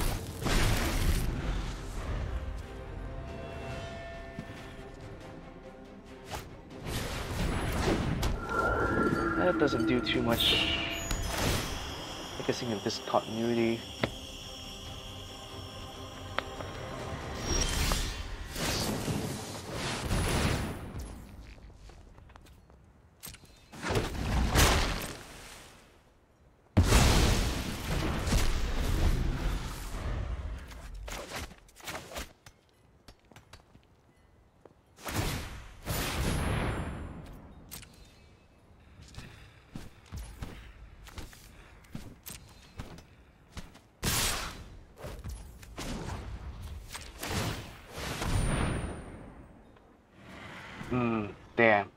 was hoping for a fatal push. Alright, yeah, he's got this one. He's got this one. If I got rid of the Shark Typhoon a turn earlier, I probably would have had it, but I didn't have the double white source, unfortunately. Nothing else that would have hurt, just the Shark Typhoon. Yeah.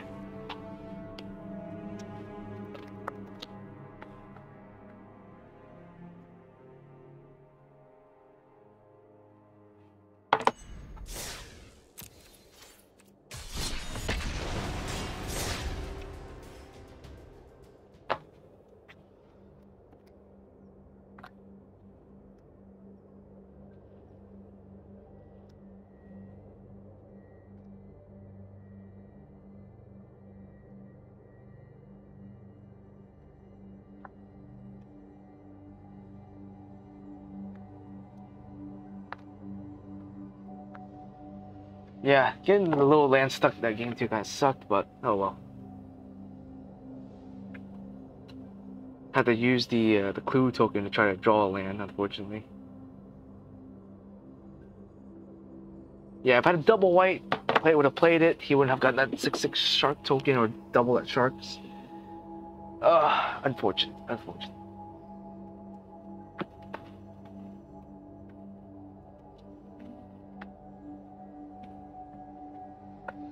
Well, I guess an Ugin would have been nice too.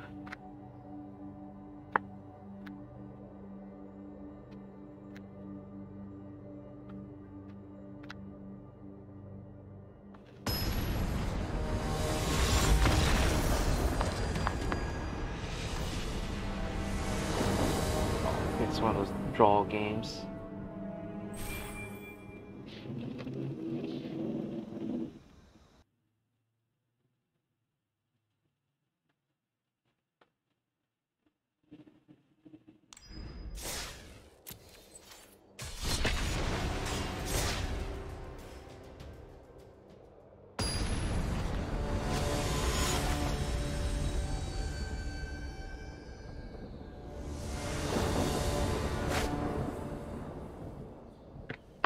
Oh, it's interesting, man.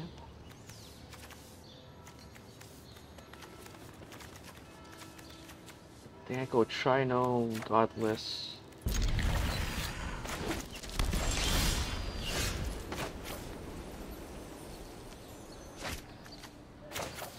think I do double Trino in case you get 2 1/1s or something like that. Double fatal push.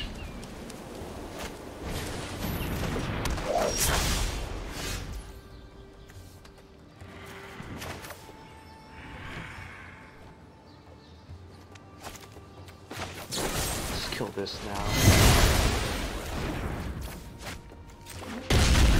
Next turn I can either Kaya or Fatal Push and Maze. I think is the best efficient use of our mana here.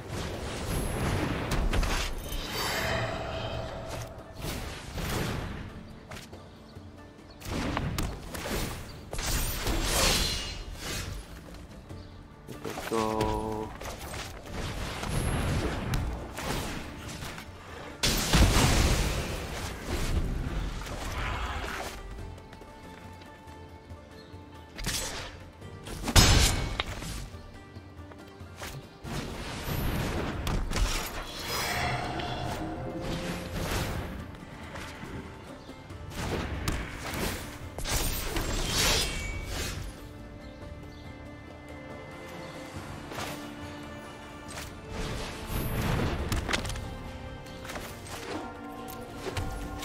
Push this now. Oops. Let's get the draw off of it next turn.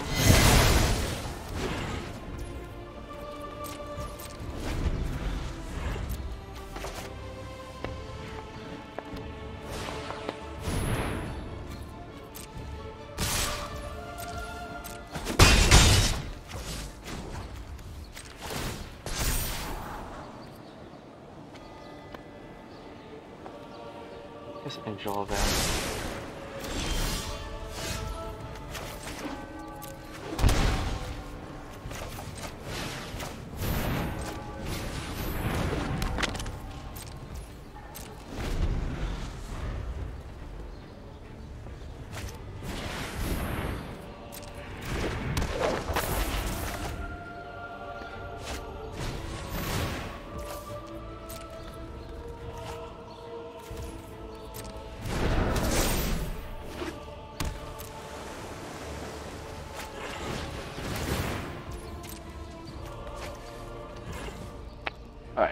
gonna look for a board wipe or some sort of removal here.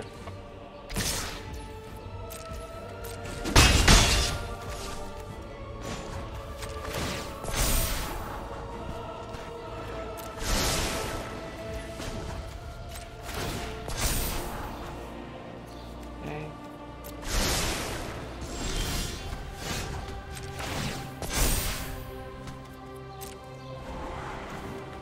Oh.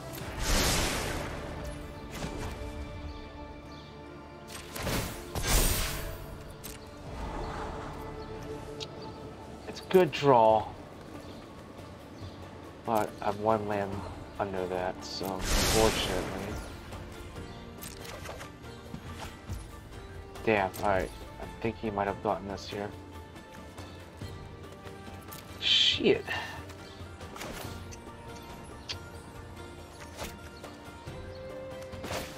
This. Fortunately, I don't think I'll survive the next turn. Maybe I should have kept Narset and tried to dig.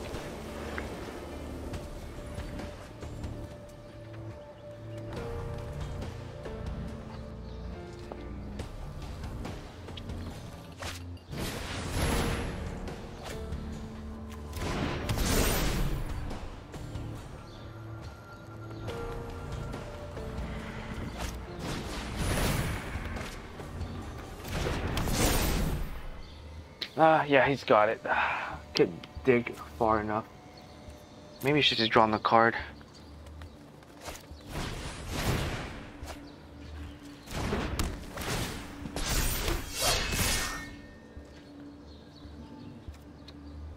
Oops. Alright. That's unfortunate.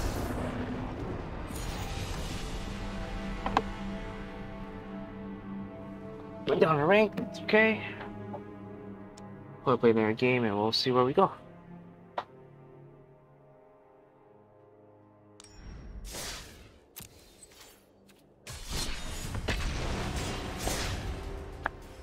Yeah, I think maybe I should have kept the Narset. Just try to dig deep with Narset using yeah,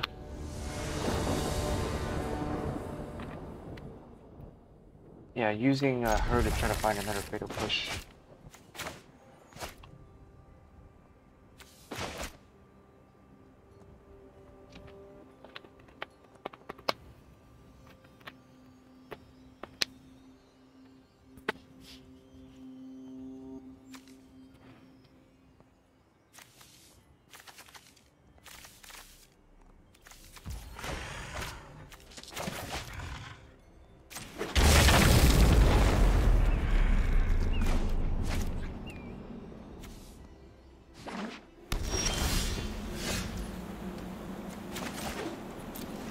Probably just try a Narset.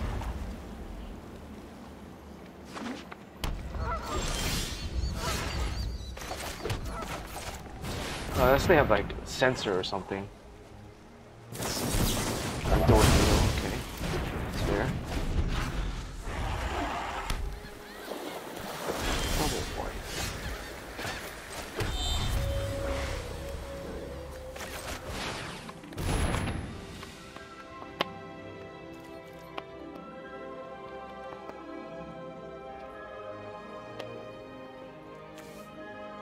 I guess he doesn't have enough Archmage Charms yet. It's the blue-white control deck.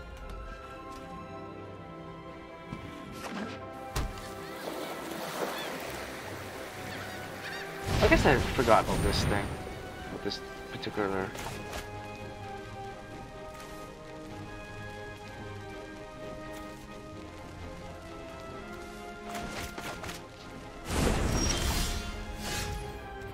Alright, well, we didn't draw another land, so that sucks.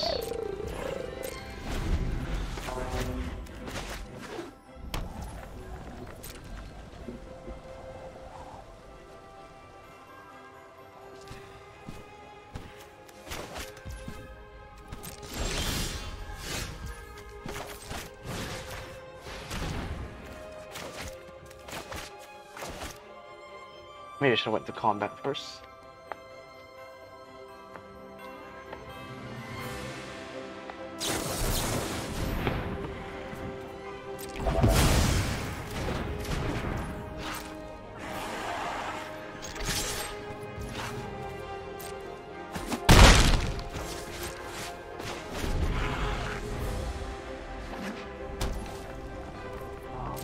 would be great.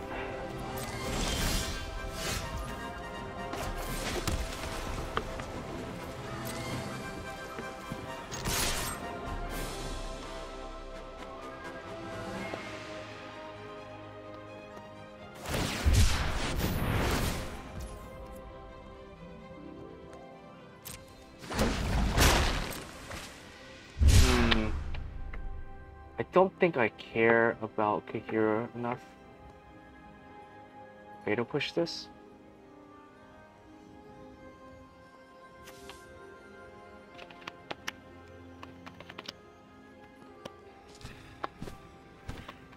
Maybe though.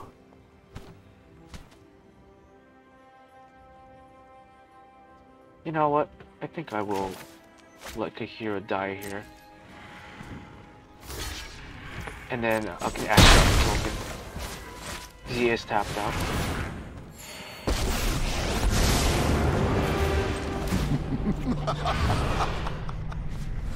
Welcome to my domain, Blades.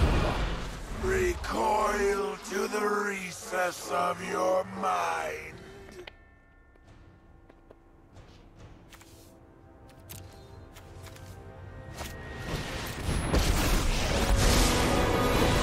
Presence with thoughtfulness before action.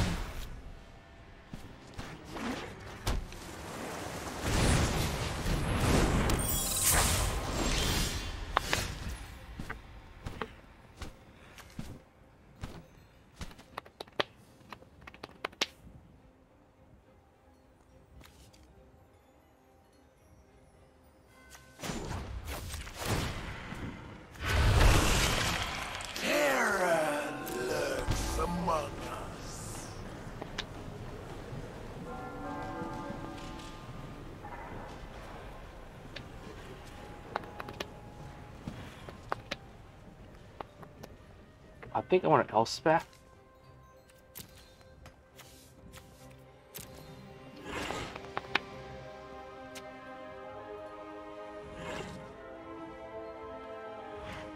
I think Elspeth is the best use of mana right here.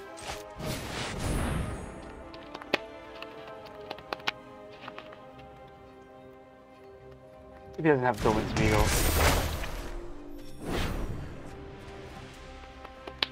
If he activates Fae, I can just respond to it with Fatal Push. Not too scared about it.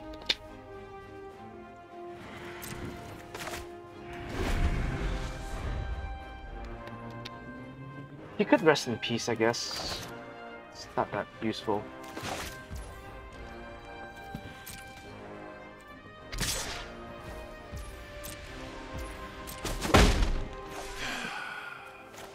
What a foolish thing you are. Trust me, you'll thank me later. Hold that thought.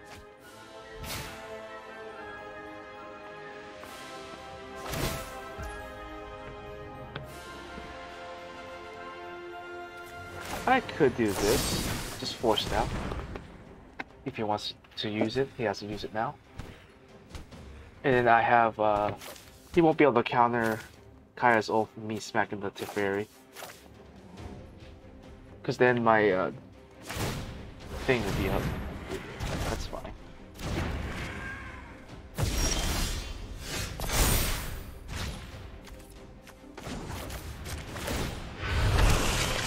Creeping, thieving pride. Time for Plan B. As soon as I think of one.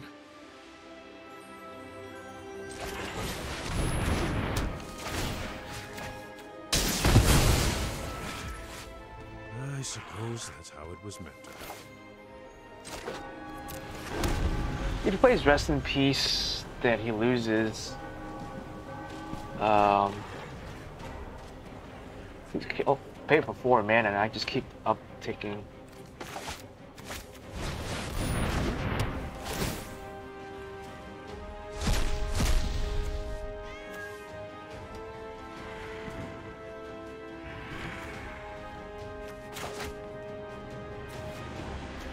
Then I just play Lily next turn.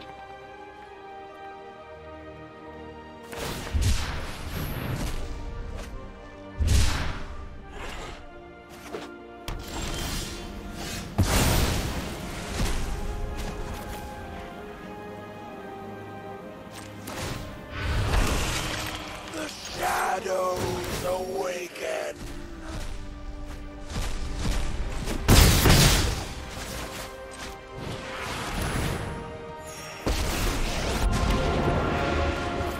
Your corpse will make it. Good help is easy to find in war.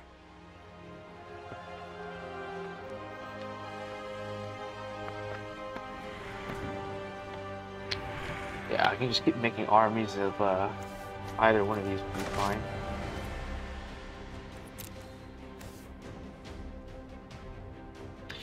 I don't think there's any white cards that would get rid of both my planeswalkers.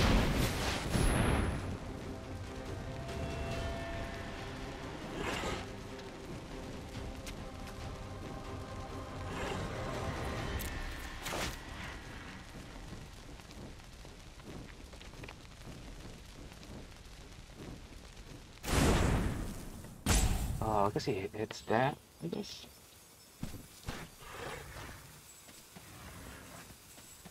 That's a board wipe?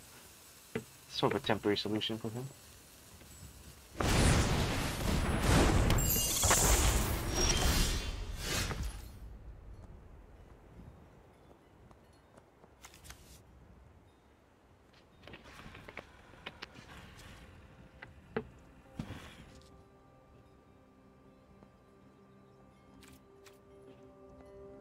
Let's attack first.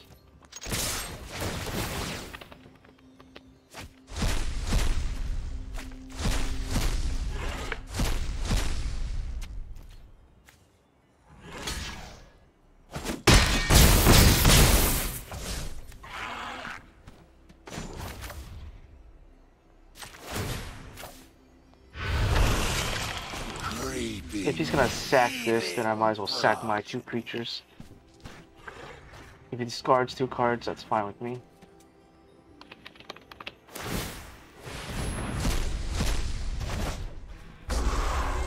Oh, I do love a good death Should be able to draw wail. 2. Oh, never mind. Did draw 2 cards there.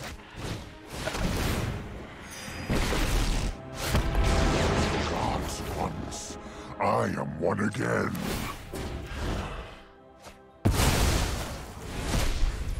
My intellect is without limit. I guess I'm gonna force him to cast it. He's playing from behind anyways. Mind and body. I have just the trick for this.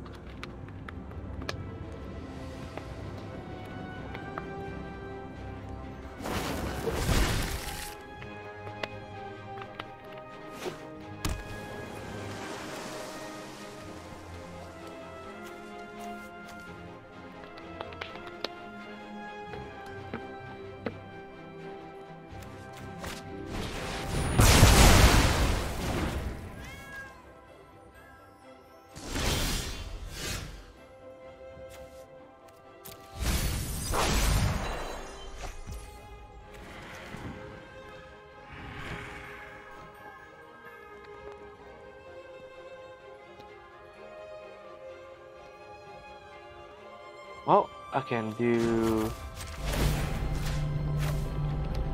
this.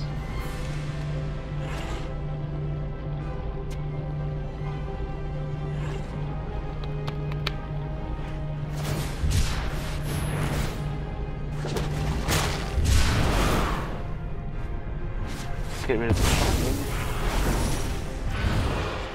Fade into the shadow.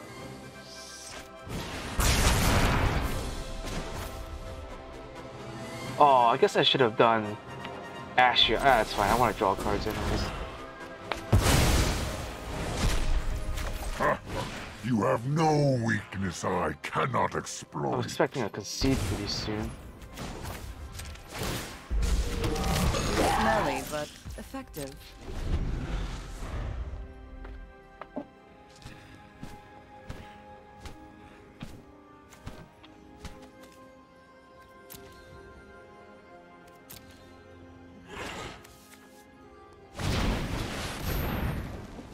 I'm not sure he can do for 4 mana. What the hell is that? Oh, destroying all long land permanents, okay. That would not be ideal for me.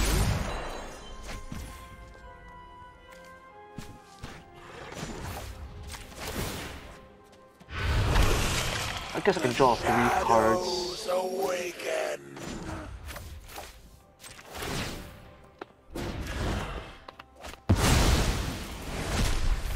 I outsmarted you eons ago. Rise!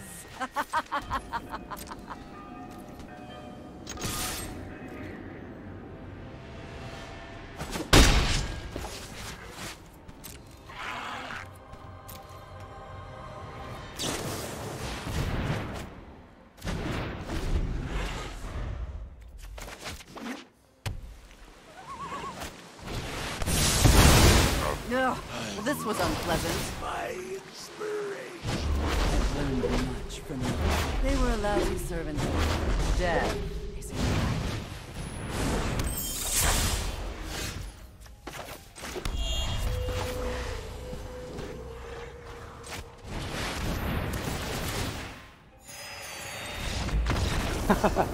I guess he had enough of Planeswalker.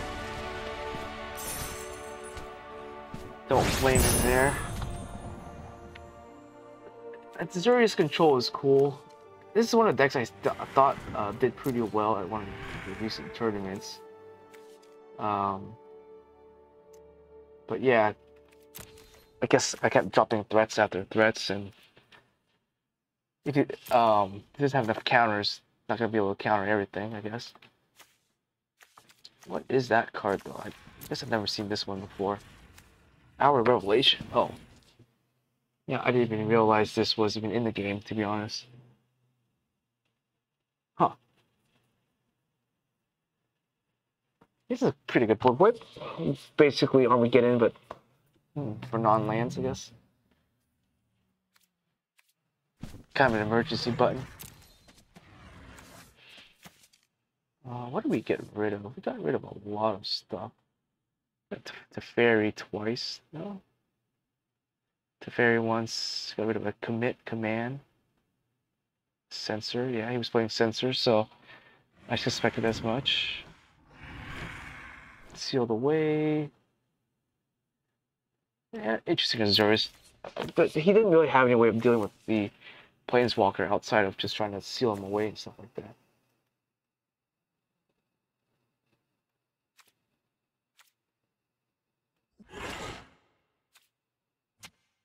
Yeah, I was fine with just making, forcing him to do that, because drawn 3 cards of that.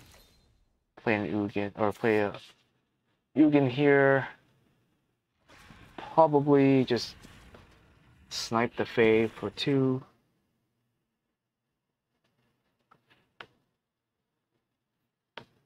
And if he plays something else bigger, I can just, I assume there's 2 lands in his hand. I had a lot of lands, man. But oh well. Anyways, I think that was a decent show of the deck. Was kind of fun to play. I didn't expect it to do, honestly, that well in rank.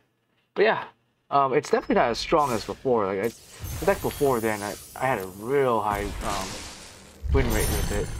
Nowadays, the deck just falls prey to a lot of super fast decks. We do have more tools, like better board wipes. We do have better better planeswalkers to choose from. And yeah, if you wanted to play this deck, this Super Friends deck, you can build it however you like. But yeah, I think the deck is pretty fun to play. I'm just doing this so it just kind of breaks it up. I think this returns it. Put a grid, it just returns it. So rather than stacking up on too much Elspeth, because Elspeth is kind of weak to Lurrus decks with 5 mana to do nothing, kind of bad. But at least with Ellis Reborn, at least do something and can kind of steal something from the graveyard. But yeah, Elspeth can at least interact with, you know, the Shark Typhoon or something like that. You know, that was cool. I guess the MVP of the deck happened to be either like an Ashiot or ironically, a Lily and the Bolus here. I think Narset in a couple of games did play a real good sort of removal and thing. And I think how many Planeswalkers does? Yeah, 14 Planeswalker. The old deck used to play 15 Planeswalker, but 14's pretty good, I guess. Good enough. You do heal a lot, as you can see. My health was just ginormous at one point. Thoughtseize did pretty well. Maze could be better, but when it was on the board and I was just able to scry, it was good. Search was kind of underwhelming. Didn't really do too much. It made my deck a little bit more weak to graveyard hate. It does make the deck a little bit slower. There's an argument to maybe just play 2/2, so you don't draw too many of these. But I like Tome, and I like Search. I guess they kind of serve the same purpose, so I guess doubling up on them might not be too good. They are kind of rather weak to each other, but I guess the Tome is nice because you do heal up a little bit, which Search doesn't offer. I don't know what else I would play. Maybe another Oath. Oath here did more work than I expected to do, which was surprising. I honestly didn't think Oath was going to put in that much work, but it was able to snipe out a couple of things, keep me alive. Yeah, overall, I think I do like it. I might play another copy in the main. Sorin, I have absolutely no idea. He's a flex spot. You can play whatever Planeswalker you like, honestly. I don't know. I can't recommend double Chandra or any of the Chandra because double red is so hard to come across in this deck. So I don't know about recommending that. You could play Lily. The other Lily I showed you could work. I just don't know about because I'd rather draw cards than force my opponent to discard, I guess. I don't, because either this draws me a card, that draws me a card. This technically draws you a card, you just lose life. But you do make a blocker, make some additional tokens, so it's another way to win. Versus the other Lily is more, it's just a worse Veil. And I just have a really hard time justifying it, you know what I mean? It's like it can't protect itself on turn 4 unless you have a bunch of crap in your graveyard, which this deck doesn't really do. And